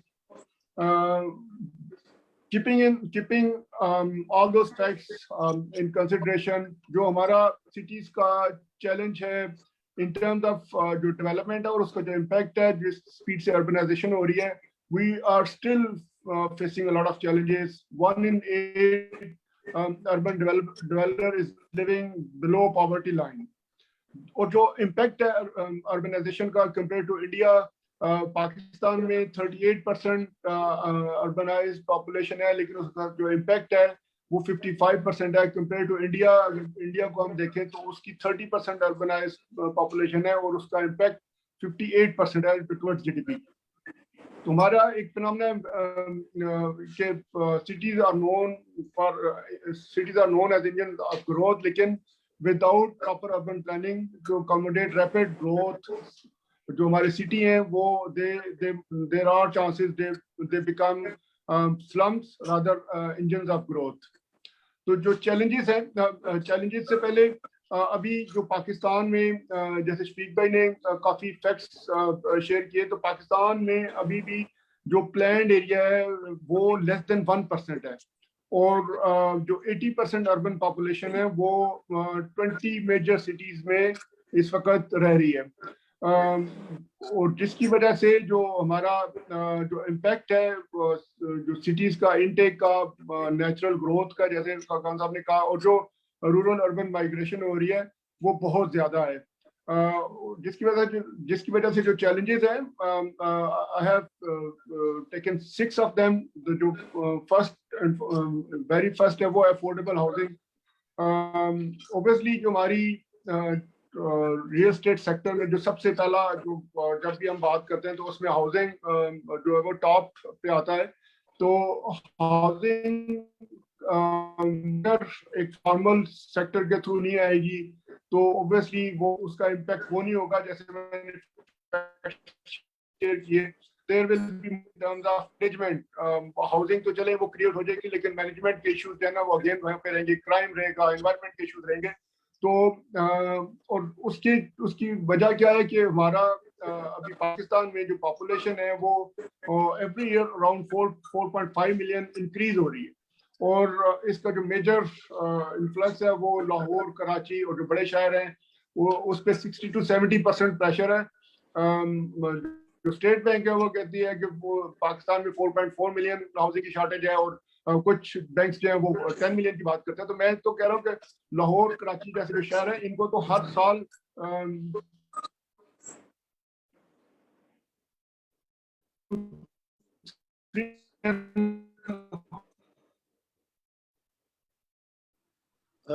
there is some from rural sides of whole collective hold 60 standard housing across the world. और जो कराची है जिस speed से ये वो कर रहा है, it's ranked second lowest in South Asia, sixth in the world as an economist intelligence unit in 2015 by livability index. जो सेकंड जो जिस पॉइंट पे मैं बात कर रहा हूँ वो है वाटर एंड सैनिटेशन, जो हमारे सिटीज बहुत ज्यादा फेस कर रहे हैं. इस वक्त जो मेजर सिटीज हैं उनमें जो वाटर सप्लाई है जो गवर्नमेंट सप्लाई करती है वो 2 to 8 आवर्स सप्लाई हो रही है और that is up to 50% of the population. और जो वाटर टेबल है हमारा जो प्राइम सोर्स ऑफ वाटर है वो ग्राउंड वाटर एक्सट्रैक्शन है और वो बड़ी स्पीड के साथ डिलिपिडेट हो रहा है और जिसकी वजह से वी प्रिज्यूम कि by 2025 Pakistan will be facing acute water shortage. और इसी तरह हम जब बात करते हैं सीवरेज की, ऑब्वियसली जब हमने वाटर एक्सट्रैक्ट कर लिया तो उसमें उसको ट्रीटमेंट का कोई मैकेनिज्म नहीं है we are polluting our canals and rivers, और जो ground water table है in some part of urban areas वो भी pollute हो गए हैं, जिसकी वजह से बहुत ज़्यादा बीमारियां वो हैं हमारे cities में. तो जो domestic और industrial हम इतने रुथलेस हैं कि जो domestic even industrial जो waste है वो भी हम canal और rivers में dispose of कर रहे हैं.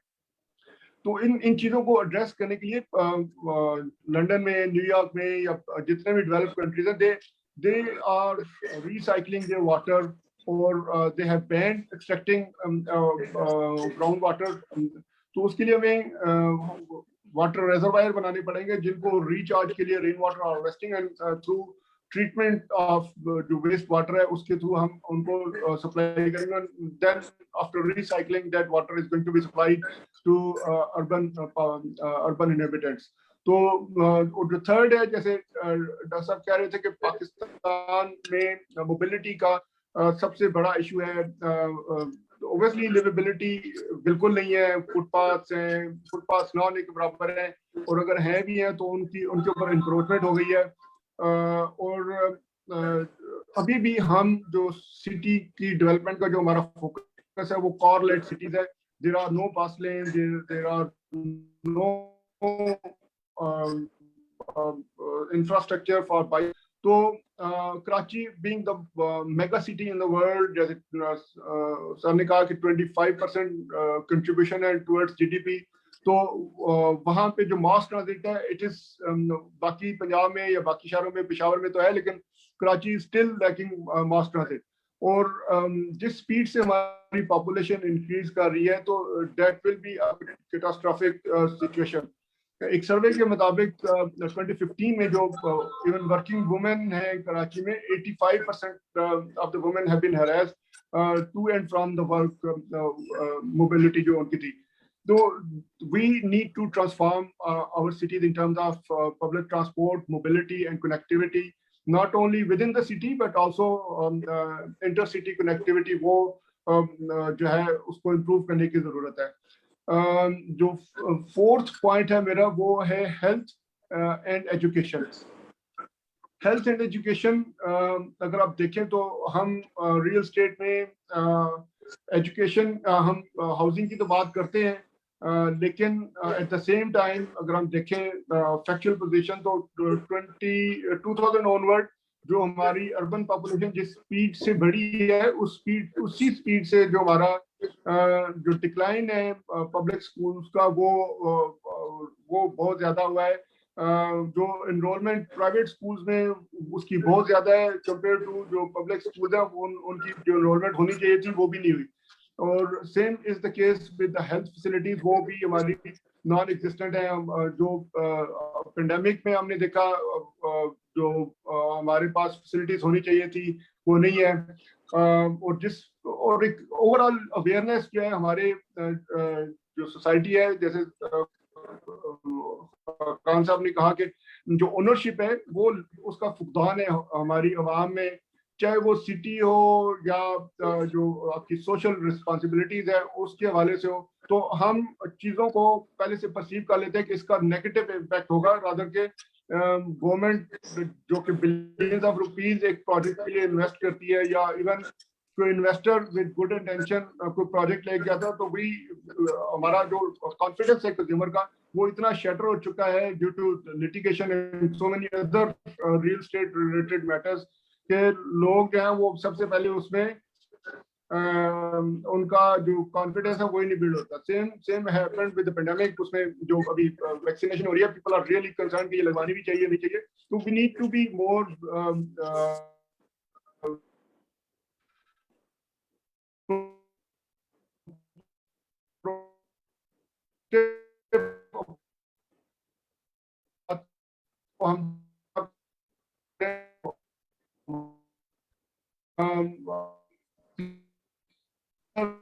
बराबर है जिस बीमारी. ये वीडियो ऑफ कर दें, इन्वायरमेंट वीडियो ऑफ कर दें बेशक. मोस्ट इम्पोर्टेंट हमारा ग्रीन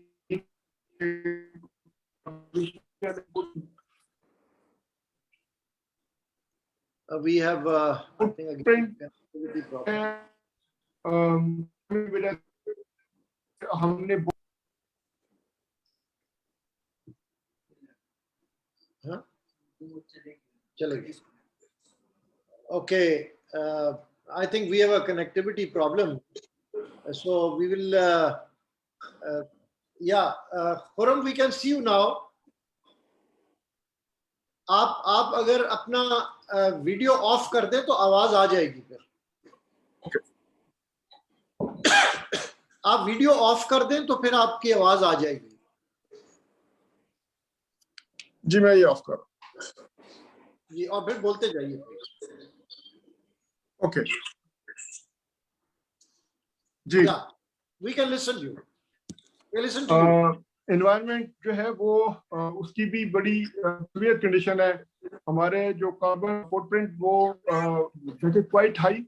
दैट इज जी. Can you hear me now? Yeah, we can hear you. आपको भी आवाज आ रही है? आप बोलते जाएं, बोलते जाएं. खुरम, आप बोलते जाइए, आपकी आवाज आ रही है. जी सर, अभी आ रही है आवाज? आ रही है, आप बोलते जाएं. हेलो, आपकी आवाज आ रही है, आप बोलते जाइए. आप बोलते जाएं.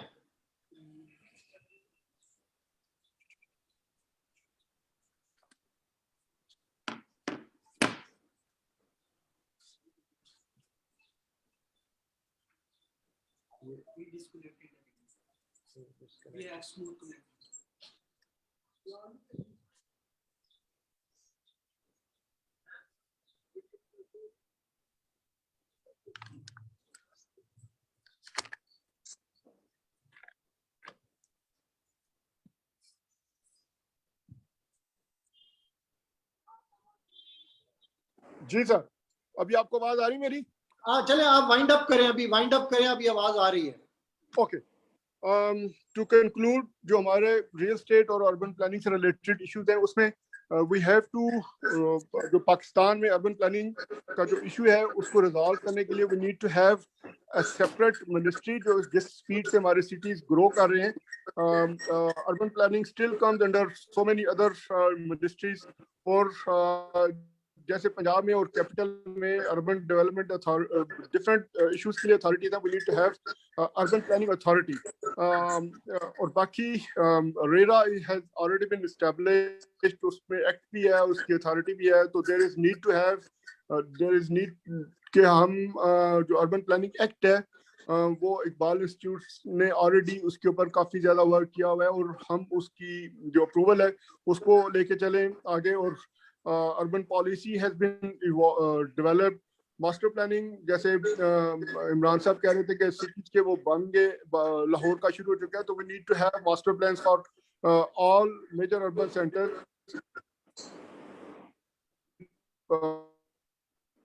Okay, thank you very much.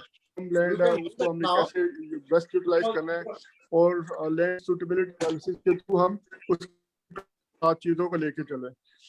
Okay, thank you. If you can listen to me, thank you very much. Yeah, thank you very much. बहुत शुक्रिया. Now we have a round of few questions, and those participants who have turned off their video, I can see them so that we will be able to answer the questions. So we have the first number of questions trickling in. First is that RE development is eating into the agricultural land of Pakistan. Don't you think that urban planning ought to address this issue and have some rules regarding the preservation of agricultural land? Dr. Shujat, can you take on this question? Gigi, I think I can, sir. ये एक mushroom growth तो हो रही है around the cities जहाँ पे agricultural land.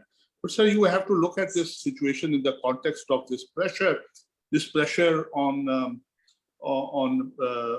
of the population to have a house.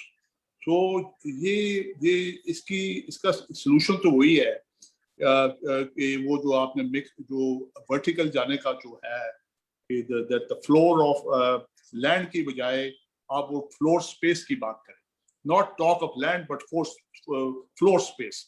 The future lies in floor space. अब वो फ्लोर स्पेस वाला जो रेगुलेटरी फ्रेमवर्क है, unless and until we put that regulatory framework in place to address the desire and need to own a house, उसके लिए जो spatially that can only be addressed spatially. तो spatially जब होगा तो अब मैं I can give you my own example. I'm around a town. It's agricultural land, but it's close to a town. So that land, given the need for housing and need for real estate to own a house, that land will have to be brought into a use that is non-agriculture. तो ये future तो इसकी government के level पे जब तक हम vertical नहीं जाएंगे, until such time that our future development is vertical, this encroachment of agricultural land is a bitter pill that we will have to swallow, till such time that we find a way to go vertical. मेरा तो जवाब नहीं सकता है। जी मुझे एक किसी और एंगल से कोई देखना चाहे तो जी मुझे एक छोटा सा किस्सा याद आ गया। We had a Chinese delegation and the Punjab government was establishing power plant in Punjab somewhere near Sahiwal. So Chinese came and they said, "Are you crazy? You are building this power plant on a prime agricultural land." So I think there has to be at least realization that we just can't eat into all the prime agricultural land. And या तो इतना ही agricultural land grow कर रहा हो, जो कर भी रहा है, लेकिन मैंने ये देखा हमारी research में there is no study and statistics on this. We just give vague figures like 20% or 30%, but we do not have any statistics how we are losing agricultural land to urbanization. There's another question. Is there any formal education for real estate professionals in Pakistan? Mr. Shafiq, can you please take on this question? It says, is there any formal education for real estate professionals in Pakistan? उसका answer तो sir no है। तो there is actually no formal education. अभी हम लोगों ने एक शुरू किया है, हर के कुछ और यूनिवर्सिटी की पाकिस्तान में हैं, ये कुछ और अदारे भी हैं ऐसे जो अभी रियल एस्टेट की एजुकेशन में काम कर रहे हैं। मैं एजुकेशन के साथ थोड़ा सा वो जो पिछला क्वेश्चन है उसके भी बात हम कर देते हैं। अर्बन प्लानिंग जो प्लानिंग है, हमारी जो रिक्वायरमेंट है अगले 20 से 25 साल की, वो 220 मिलियन हाउसिंग यूनिट, 2 करोड़ घर यूनिट। अच्छा, इसके लिए हमें जो टोटल एरिया चाहिए वो 1 to 2% टोटल चाहिए। अगर हम प्लान तरीके से इसको करें which would include horizontal as well as vertical, और वर्टिकल में भी तरह डिफरेंट ऑप्शन हो जाते हैं, लो राइज, मीडियम राइज, वो depending on the requirement of that particular area, उसमें लोकल डायनामिक्स बड़ा रोल प्ले करते हैं।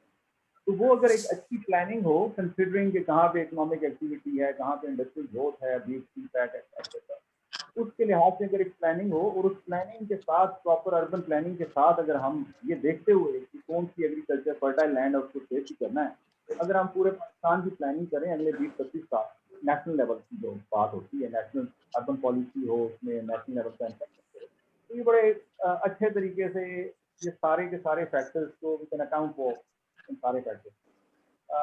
As far as education is concern, it's very unfortunate, ये जो रियल एस्टेट का सेक्टर है ये मैच्योर हुआ ही नहीं है as a real estate sector. इसके अंदर बिट्स एंड पीसेस में काम हुआ है, और बाहर जैसे मैंने कहा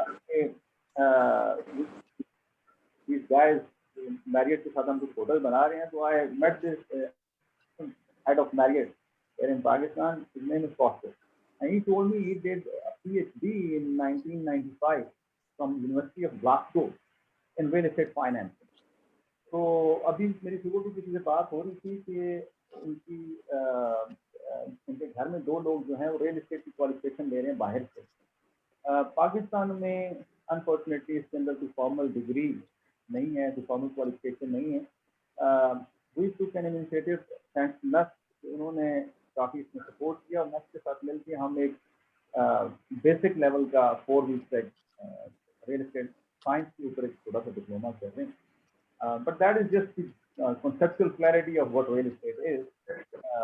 लेकिन अब इसके लिए प्रॉपर फॉर्मल क्वालिफिकेशन होनी चाहिए, हर अदारे में होनी चाहिए। पाकिस्तान में एजुकेशन का एक बड़ा इशू है इस वक्त। अगर रियल एस्टेट के डिफरेंट सेक्टर्स को देखा जाए, सब सेक्टर्स जो हैं उसमें हॉस्पिटैलिटी है, तो हॉस्पिटैलिटी के लिए भी कोई प्रॉपर ट्रेनिंग नहीं है और ये दुनिया की बहुत बड़ा सर्विसेज सेक्टर है। Then we have interior design, for example अभी यहाँ पे आर्किटेक्चर में तो फॉर्मल क्वालिफिकेशन है, इंटीरियर डिजाइन के अंदर I am not aware of any degree here in Pakistan की पूरी दुनिया में डिजाइन जो है ड्राइंग फील्ड है। इस तरह रियल एस्टेट के अंदर मुख्तलिफ ड्राइंग फील्ड है, रियल एस्टेट फाइनेंस है, रियल एस्टेट, हर फील्ड के अंदर बहुत ज़्यादा जरूरत है एजुकेशन की, अवेयरनेस। और पाकिस्तान में हम कहते हैं कि जिन चीज़ों की ज़रूरत है उनके ऊपर इतना हमारा फोकस नहीं है। As far as education is concerned, as curriculum are concerned within the institutions, we should plan for next 15, 20, 25 years and see what would be the need on workforce की क्या demand होगी पाकिस्तान के अंदर, and accordingly we should plan अपने जितनी भी formal policy. Thank you. Thank you. Dr. Khakan, would you like to add anything to this?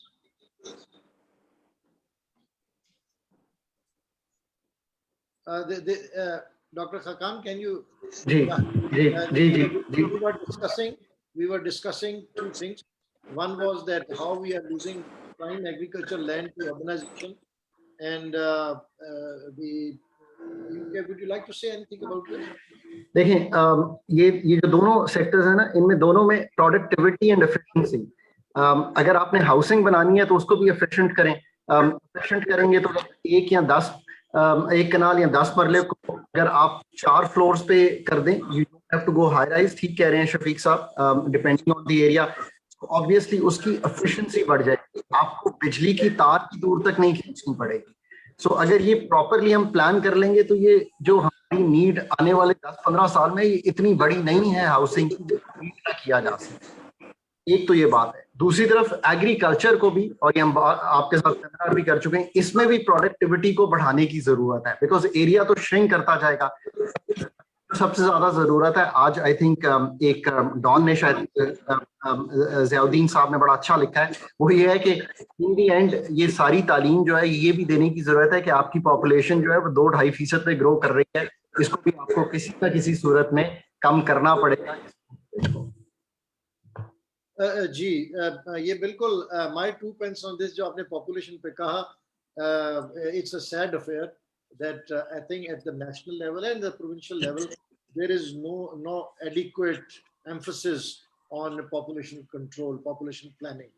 और हम इस पे वेबिनार भी कर चुके हैं, और we have sent few reports also, analysis papers also.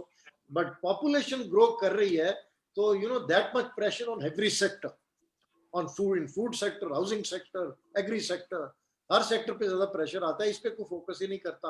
One is reminded of the decade of from starting from 60 to 70, when Field Marshal Ayub Khan's time, there was we remember we are kids, so even kids used to know what is Khandani Mansuba Bandi, kids. So that was the kind of emphasis where it's lacking. एक बड़ा interesting question आया जी online from UK. I'm an overseas Pakistani. How to prevent falling prey to real estate frauds? Can you give me some checklist? इस पे I think Shafiq आप इस पे you can answer this. क्या कोई मशवरा देंगे उनको आप? सर बड़ा इजी है फ्रॉड प्रिवेंशन, लेकिन मैं बड़े अफसोस के साथ, ये प्राइवेट सेक्टर का काम नहीं है, पब्लिक सेक्टर का काम है कि वो पब्लिक इंटरेस्ट की हिफाजत करें। They have to safeguard the interest of public by bringing in different rules and regulation की बात हो रही। लेकिन इस वक्त एक सिंपल तरीका, अगर आपने फ्रॉड से बचना है तो हम उसको एक 4-step वेरिफिकेशन प्रोसेस कहते हैं। I speak about it in different forums, अब तो मेरे इर्द गिर्द के लोग सारे जानते हैं क्या, I always talk about it. We call it ODD, कि आप जब भी किसी जगह में इन्वेस्ट करें, planned area and unplanned area, planned areas में इन्वेस्ट करना, ज़्यादा प्लान्ड एरिया में इन्वेस्टमेंट आती है रफीक पाकिस्तानी की। उसमें सबसे पहले आप ये चेक करें कि जो लैंड आप खरीद रहे हैं वो किसी की ओनरशिप में है। होता क्या है कि लैंड बिक जाती है, फाइल सिस्टम जिसको कहते हैं, फाइल वो दे देते हैं और बाद में पता चलता है कि इसकी इनकी ओनरशिप नहीं थी। Sale is from old English word sala, which means transfer. Now transfer means कि जो भी चीज किसी की ओनरशिप में वही बेची जा सकती है, without having owned something I can't just sell. तो ये यहाँ पे एक प्रैक्टिस होती है। उसमें सबसे पहले आप ओनरशिप जरूर चेक कर लें कि जो भी चीज़ आप खरीद रहे हैं, जिससे भी खरीद रहे हैं उसको कहेंगे कि उसके ओनरशिप के डॉक्यूमेंट्स हों, बीट हाउसिंग सोसाइटी और vertical process. The second thing is A, which is approval. Again, ये बड़ा ही इट्स वेरी अनफॉर्चुनेट कि हमारे लोग मोबाइल और गाड़ी खरीदते वक्त माशाल्लाह काफ़ी सारे डॉक्यूमेंट चेक करते हैं, लेकिन रियल एस्टेट खरीदते वक्त वो बस ट्रस्ट ही करते हैं, कुछ चेक नहीं करते हैं। हम लोग वैसे तो माशाल्लाह इंटेलिजेंट है बहुत पाकिस्तानी, लेकिन ये पेपर वर्क चेक करने के मामले में हम थोड़े से सोचते हैं। ये अप्रूवल बड़े आसानी से चेक की जा सकती हैं लोकल रेगुलेटिंग अथॉरिटी से। ये एक चीज़ हर बंदे को पता होनी चाहिए कि जब भी आपने रियल एस्टेट में इन्वेस्ट करना है, स्पेशली प्लैन्ड एरियाज में, किसी भी हाउसिंग सोसाइटी में या किसी भी वर्टिकल प्रोजेक्ट, भी कमर्शियल है या रेजिडेंशियल प्रोजेक्ट है, आपका जो डेवलपर है उसने रेगुलेटिंग अथॉरिटी से अप्रूवल हर सूरत में लेना है। टोटल 14 या 15 मेन रेगुलेटिंग अथॉरिटीज़ हैं। आप जब भी कभी खरीदें सिर्फ ये पूछें कि रेगुलेटिंग अथॉरिटी कौन सी है, और रेगुलेटिंग अथॉरिटी में अपना कोई बंदा भेज के उसके ऑफिस में चेक करवा लें कि जो प्रोजेक्ट आप इन्वेस्ट कर रहे हैं इसकी अप्रूवल हैं कि नहीं। 2 अप्रूवल्स होती हैं, हॉरिजॉन्टल सोसाइटी में LOP या लेआउट प्लान की अप्रूवल होती है, वर्टिकल प्रोजेक्ट में दोनों लेआउट प्लान अप्रूवल भी होती है और बिल्डिंग अप्रूवल भी होती है। बिल्डिंग जो बनती है, लेट्स से 4 यूनिट है तो वो पता होता है मैप के ऊपर कि हाँ ये 4 यूनिट है। Then is demand and delivery. Demand थोड़ा मुश्किल है कि आपको ये पता हो कि जहाँ पे मैं खरीद रहा हूँ आया कि इस चीज़ की यहाँ पे डिमांड है कि नहीं, ये चीज़ जो बनेगी ये कामयाब होगी कि नहीं होगी। कमर्शियल प्रोजेक्ट में अनफॉर्चुनेटली सक्सेस रेट इस्लामाबाद में 10% से कम होगा, यानी कि इस वक्त जितने भी कमर्शियल प्रोजेक्ट बन रहे हैं उसमें से 90% प्रोजेक्ट शायद कामयाब ना हो। और जब ये कामयाब नहीं होंगे तो इसका मतलब है कि आपकी जो इन्वेस्टमेंट है वो उससे यील्ड आपको नहीं मिलेगी, प्रॉफिट नहीं मिलेगी, या उस इन्वेस्टमेंट वो जो जितने की आप कर रहे हैं शायद वो उसकी प्राइस से गिर जाए। पूरे इस्लामाबाद में पिछले 60 साल में टोटल 4 मॉल्स बने हैं। अभी एक DC साहब का नोटिफिकेशन आया था, 4 मॉल्स उन्होंने मेंशन किए टाइमिंग के हवाले से, ये जो कोविड की FOT, उसमें सेंटोरस था, सफा गोल्ड था, गीगा था और अमेजोन मॉल था। अब अगर शहर में पिछले 60 साल में 4 मॉल बने हैं और अगर अभी इस वक्त 50-60 बन रहे हैं तो आया कि उनकी ज़रूरत की है कि नहीं है। गोइंग फॉरवर्ड ऑनलाइन और बाकी जितनी भी चीज़ें आ रही हैं शायद मॉल की उतनी ज़रूरत ना हो, और कमर्शियल मॉल बहुत ज़्यादा पाकिस्तान में बन रहे हैं। तो डिमांड भी आप चेक करें कि जहाँ पे आप इन्वेस्ट करें आया कि उस चीज़ की डिमांड है कि नहीं। And last thing is delivery, कि जब भी आप किसी डॉक्टर के पास जाते हैं तो आप ये पहले चेक कर लेते हैं कि इसमें कोई जिस बीमारी के लिए इसके पास आप जा रहे हैं उसमें इसके स्पेशलिस्ट ने जिसने वो पेशेंट देखे हुए हैं, सबको तजर्बा है। रियल एस्टेट डेवलपमेंट में आपने ये ज़रूर देखना है कि जो भी ग्रुप वो ये कह रहा है कि जी उन्होंने ये प्रोजेक्ट बना रहे हैं, आया कि उन्होंने कुछ डिलीवर भी किया है, उनका कोई पास्ट एक्सपीरियंस है। We should only go for group जिनका कम से कम भी रियल एस्टेट में 15-20 साल का एक्सपीरियंस हो, या कम से कम 10 साल का एक्सपीरियंस जरूर होना चाहिए। पहला घर भी आप बनाते हैं तो बहुत सारी गलतियां करते हैं, तो जब बड़ा कमर्शियल प्रोजेक्ट बनाएंगे तो ऑब्वियसली एक है चांस कि उसमें गलतियां होंगी। तो ऑड इज सिंपल जो हम अप्लाई करते हैं, ownership, approval, demand and delivery. लेकिन कुछ भी अगर नहीं चेक कर सकते तो सिर्फ एक चीज़ चेक कर लें, लोकल रेगुलेटिंग अथॉरिटी से सिर्फ अप्रूवल चेक कर लें। ये करने में उनको 1 घंटे से 2 घंटे लगेंगे। सिर्फ ये पता करें डेवलपर से या जो भी आपका कोई रिश्तेदार या दोस्त यार आपको बता रहा है कि जी मैंने इन्वेस्ट करना है, कि भाई इसकी लोकल रेगुलेटिंग अथॉरिटी कौन सी। वो जब आपको बताएंगे कि लोकल रेगुलेटिंग अथॉरिटी ये वाली है, वहाँ से कोई बंदा भेज के इसके अप्रूवल्स का जरूर चेक कर लें। This is the bare minimum which needs to be done before you invest. And unfortunately, I tell you this, if there are 70% complaints on the online Prime Minister's portal, then it means that 70% of the time we are making a wrong decision. 70% of the time we are not doing these things. The basic due diligence needs to be done at this point when you make a purchase. ये जरूर करनी चाहिए. I think very comprehensive. You covered it. I think IPS would issue, I think, a guideline, kind of a guide for the overseas investor in real estate. Dr. Shujat, एक बड़ा interesting question आया है. Should Housing Ministry be renamed as Ministry of Real Estate Development? You know, I don't know what does he mean. हमने आप doctor साहब जरा on कीजिएगा, आपकी आवाज नहीं आ रही. जी जी अब जी हेलो हाँ, हेलो ये आवाज आ रही है सर? हम जी आ रही है. मैं कह रहा हूँ हमने इतना रियल एस्टेट को इतनी इम्पोर्टेंस बताई है कि क्वेश्चन इज, मैं फिर रिपीट करता हूँ, should housing ministry be renamed as ministry of RE development? Real estate, this real estate, housing and real estate are both are linked concepts. But real estate development is largely a private sector kind of an activity. इसके अंदर तो private sector तो कहता है कि जितनी कम regulation होगी उतनी अच्छा होगा हमारे लिए. तो ये अगर आप ministry, if you're in our context, in a third world context, अगर आप एक ministry डाल देंगे, तो that will amount to killing real estate, not helping real estate. तो real estate को इतना बड़ा regulation के context में उतना ऊपर ना ले जाएं कि वो ends up throttling real estate. तो this already real estate is a part of housing is a bigger challenge for the people of Pakistan than real estate का जो concept हमने पहले बात की थी. Real estate is upmarket development. ये छोटा जो slum development is not real estate. Real estate is upmarket activity. It is good for growth, but it may not necessarily be good for the people of Pakistan. क्योंकि वो अगर real estate का जो एक private sector concern है, वो trickle down से आप you are reaching people, but housing is something that needs to be directly handled. It's a constitutional responsibility of the government to provide housing for people. तो वो आप उसको अगर इसको उल्टा कर देंगे तो housing will go that will run counter to the public purposes of a state and government. You got. I think that is correct. That it is a more of a private enterprise, and but we can always say that real estate is also an engine for providing housing, but it is the core responsibility of the state and not of the private sector. That's what he said. Sir. Dr. Khakan, any views on this? Well, just ma'am, I want you to participate in this. You have been in the PAR corridors for some time. जी long time. I think देखें ये जो है ना, ये बड़ी चीज हमें तीन तरह से मुल्क को चलाना है.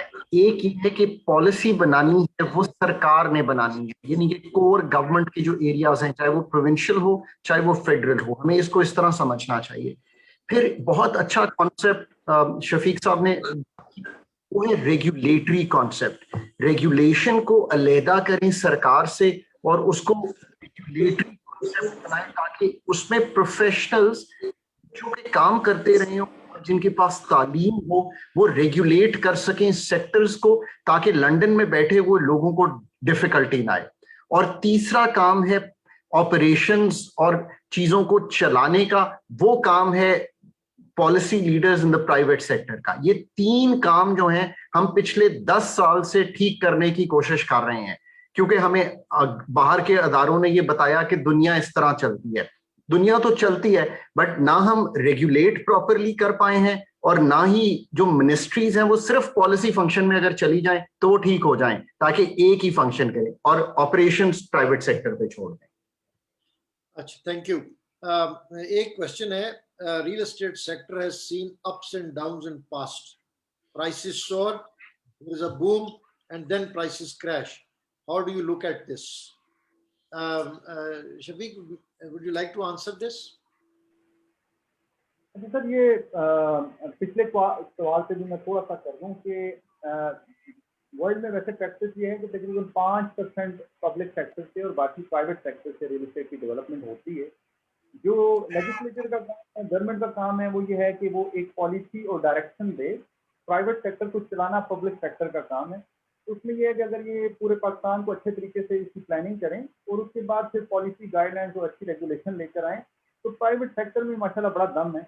इस वक्त टोटल हमारी रिक्वायरमेंट है पाकिस्तान की 10 लाख घर बनाना पर एनम, जो प्राइम मिनिस्टर साहब करना चाहते हैं, ये जो हमारी रिक्वायरमेंट भी है, और उसके साथ कमर्शियल और बाकी जो एमिनिटीज एक्सेट्रा उसको क्रिएट करने के लिए $29 बिलियन की हमारी टोटल रिक्वायरमेंट है पर एनम, और $25 बिलियन इस साल में आएगा।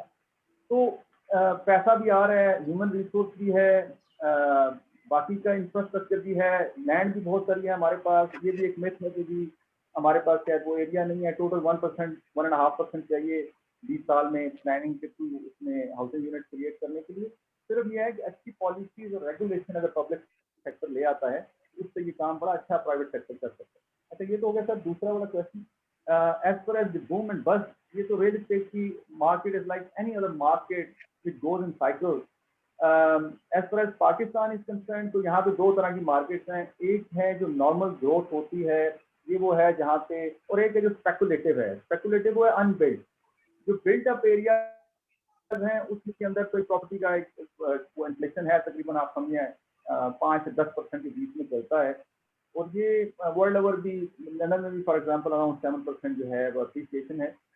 यूरोप में या दूसरी जो दुनिया है जहाँ पे ये रिसेशन का थोड़ा सा इशू ज़्यादा है, वहाँ पे 20-25% की भी समटाइम रियल एस्टेट में करेक्शन आती है, और basically real estate goes down and when it is catching up, तो फिर उस वक्त ये बड़ी तेजी से ऊपर जाती है। पर एनम ये 20-25% ग्रो भी करती है। पाकिस्तान में ये करेक्शन जो है कम है। यहाँ पे स्पेकुलेटिव जो ऐसी जगह हैं जहाँ पे ये फाइल सिस्टम थोड़ा ज़्यादा होता है और हाइप बनती है, वहाँ पे तो ये मार्केट एकदम से ऊपर भी चली जाती है और एकदम से नीचे भी आ जाती है। लेकिन अगर आप ऐसे एरियाज देखें जो कि बिल्ट अप एरियाज हैं और जहाँ पे एक जेन्युइन ग्रोथ है, वहाँ पे बड़ी अच्छी एक डिसेंट ग्रोथ मिलती है आपको, अराउंड 10% की। और ऐसी अच्छी इन्वेस्टेबल पॉकेट्स भी हैं जहाँ पे आपको इजीली 20-25% की ग्रोथ भी पाकिस्तान में मिलती है। रियल एस्टेट में इन्वेस्ट करने के लिए Pakistan is a very good real estate investment destination in the world. One is obviously it's a developing country. Second, it has got a very high demand because population itni zyada hai. We are going to be third most populous country अगले 20-25 साल में अगर इसी तरीके से grow करते रहे after China and India. तो ग्रोथ पॉपुलेशन की भी बहुत ज़्यादा, तो हाउसिंग की पर कैपिटा डिमांड बहुत ज़्यादा है। और उसके अलावा एक और भी इशू है कि जब ये 15-20 साल जो हम ये दहशतगर्दी और बाकी जो इशूज रहे पाकिस्तान में, उस दौरान में रियल एस्टेट की मार्केट बड़ी स्टैग्नेंट रही। हमारे जो इर्द गिर्द का रीजनल दूसरे कंट्रीज हैं, B it India, China, Bangladesh, इस तरह के और जो कंट्रीज हैं, वहाँ पे रियल एस्टेट की प्राइस बहुत ऊपर चली है। We are in catching up mode. If we plan well, we can easily achieve an appreciation of 20-30% here in the planned areas of Pakistan. It is all dependent on how good our planning is. If the planning is good, अभी अच्छी, आप अगर DHA के example में आपको छोटी सी example देता हूँ। DHA जो इस्लामाबाद के हैं, उनको तकरीबन 20 से 22 साल हो गए यहाँ पे लॉन्च हुए। वहाँ की अगर आप एवरेज ग्रोथ देखें पिछले 20 से 25 साल में, तो आप सरप्राइज होंगे ये देख के कि 25 से 30% की ग्रोथ रही है। तो ग्रोथ बहुत ज़्यादा है पाकिस्तान में। Yes, obviously rupee devaluation and inflation, other factors obviously वो भी अफेक्ट करते हैं, लेकिन as per real estate is concerned, it's a very good investment here in Pakistan. Great. There is a comment. The sender has not asked any question. He said real estate sector in Pakistan has weak value system. We have examples of DHA Valley and barrier town scams. And there is no, we have discussed this. I'd like to add anything, but I think we can only lament on this and let's better regulation. We all talked about that. Now, I think we are done with the questions. We'll come to a round of parting comments. So, Dr. Shujat, we'll start from you. Any parting comment, please? Then we conclude. On कर दीजिएगा. Real estate. Ji ji. real estate, I think everybody underscored this point that real estate is a very important driver. It is increasingly now being recognized that it is very important driver of economic growth in Pakistan.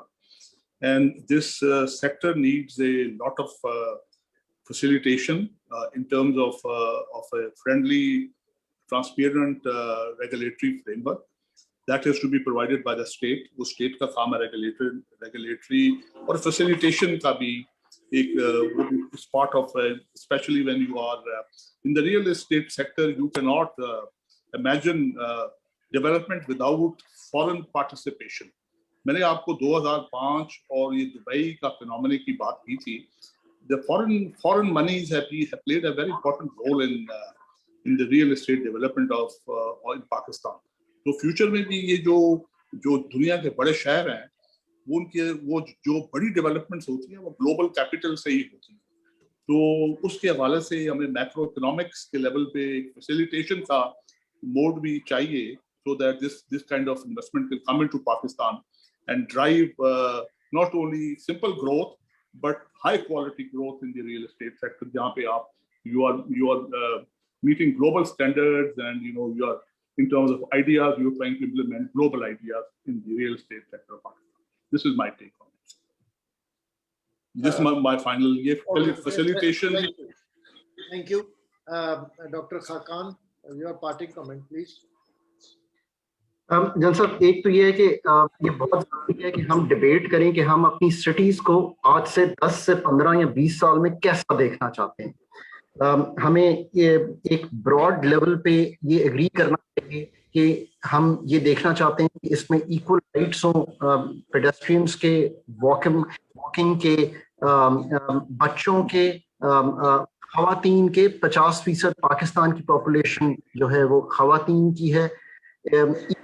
Bicycles वालों की equal rights हों, car वालों की, और सबसे ज्यादा rights हों public transport की. सो आपने पहले तो ये लेके चलना है. ग्रीन एरिया बहुत हो ताकि जो सिटीज हमारी पोल्यूशन के हायर लेवल्स पे हैं उनको हम आने वाले वक्तों में उनकी ग्रोथ कम कर सकें.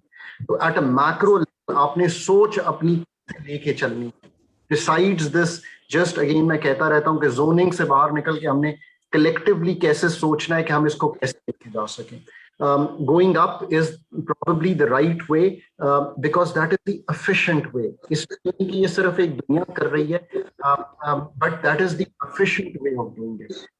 Productive movement of people, के लोग कैसे मूव करेंगे सिटीज में जो कि प्रोडक्टिव हो, और प्रोडक्टिव होने के लिए आपको एक इंफ्रास्ट्रक्चर ऑफ ट्रैम्स, बसेस क्रिएट करना है पूरे उसमें. और अगेन प्राइवेट सेक्टर को यूज करें वो सिस्टम्स क्रिएट करने के लिए, सिर्फ आप उसकी पॉलिसी गाइड करें. और आखिर में मैं कहूंगा कि आपने अपनी सिटीज को इक्विटेबली टैक्स करना है, चाहे वो ट्रांसफर हो, चाहे वो प्रॉपर्टी टैक्स हो, चाहे वो कैपिटल गेन्स टैक्स हो. आपको प्रॉपरली टैक्स करना है और फिर उस पैसे को वहीं पे खर्च करना है through the local government system, क्योंकि वो आंसरेबल होगा अपने लोकल मकामी लोगों को ताकि वो उनकी मुश्किलात को हल कर सके. एंड आई थिंक बड़ा पॉजिटिव फ्यूचर है. हमारे पास बहुत सी सिटीज हैं जो पनप रही हैं और जो यंगर जनरेशन है उनके जो राइट्स ज्यादा हमें आगे सोचने हैं, because that is our population. Thank you doctor साहब. आपने बड़ी अच्छी बात की कि हम अपने शहरों को कहाँ देखना चाहते हैं. The problem is that we lack this long term vision. एक वो एक प्लानिंग होना कि जी अगले 30 साल में इस्लामाबाद कहाँ होगा, 50 साल में कहाँ होगा, हम किधर होंगे, पानी कितना होगा, आबो हवा कैसी होगी. तो ये लॉन्ग टर्म प्लानिंग हमें चाहिए. Mister Shafiq, your parting comment please. This is what we discussed is that the real estate has got great potential. Thanks for having this webinar because ये awareness भी बड़ी जरूरी है लोगों तक पहुंचाना. It can act as a main driver for Pakistan's economy, and it's the most marketable asset at this time if you want to bring in investment, be it from within Pakistan or from outside Pakistan. सबसे ज़्यादा investment और बहुत जल्दी आ सकती है real estate के sector में. इसका एक short term है और एक long term है. जो शॉर्ट टर्म है वो तो ये है कि हमने किस तरीके से पब्लिक और प्राइवेट सेक्टर की दोनों स्टेक होल्डर्स हैं उनकी पार्टिसिपेशन बढ़ानी है for the policies and for regulation and to improve the market under practices हैं. Planning is the most important part. जैसे डॉक्टर फरहान साहब ने भी कहा है कि इम्पोर्टेंट तो ये है, सबसे ज़्यादा इम्पोर्टेंट है कि हमने अपने बच्चों का पाकिस्तान कैसा देखना है, अगली जनरेशन ये पाकिस्तान या हमारे जो शहर होंगे ग्रोथ इंजन होते हैं शहर इकोनॉमी के लिए कंट्री में, तो वो कैसे होंगे और वो जो 10 से 12 करोड़ लोग हैं उन्होंने अगले 10, 15, 20 साल में जो उनको घर चाहिए होंगे वो घर कैसे बनेंगे, आया कि उनको वही मसाइल दरपेश होंगे जो आज अनप्लान्ड एरियाज के लोगों को हैं या उस प्लान्ड एरिया से प्लान्ड तरीके से अच्छी तरीके से हम शहर अपने बनाएंगे जिनमें हमारी नेक्स्ट जनरेशन जो रहेगी. And the clock is ticking. It's time. It's make or break time. The time is now. करना हमें सिर्फ इतना अच्छी प्लानिंग पब्लिक और प्राइवेट सेक्टर में मिलकर करनी है हमारी अगली जनरेशन के लिए. And that's the most important thing. So these are my 2 cents. And I think that's very important. And I think that's the reason we are working here in this sector here in Pakistan. Pakistan वापस आके काम करने का मकसद ये है उनके बच्चे भी अपने साथ लेकर आए. उन बच्चों ने यहाँ पे जो ग्रो करना है तो वो उनके लिए हम अपना मुल्क कैसा देखना चाहते हैं. Thank you, Shafiq. We have already concluded. We're giving the Forum. Are you listening? If you can say a few words, parting comment. You're not visible to me. जी सर, I'm listening. हाँ जी. जी sir, I'm listening. 2 minutes के पास अपना कोई concluding comment दे दे. नहीं, आपकी आवाज नहीं आ रही. Okay, we'll do away with that. Thank you very much to all the eminent panelists for being here. Iqbal Institute of Policy Studies had embarked on this webinar on real estate because we feel that this is a neglected sector. We have to focus on this because it has an impact on the lives of the people. What is the function of the state? Any egalitarian society, any egalitarian state would vie for and look for improving the life of their people. So I think very pertinent and very those points have come up through which we can evolve strategies, we can evolve actionable strategies to develop the real estate. And as Dr. Khakan said, and then you develop the real estate and collect taxes and improve the urban centers of Pakistan. That was this webinar all about, and I am grateful to all of you for your wholehearted participation. And that's all. Thank you. Have a nice day. Assalamu alaikum.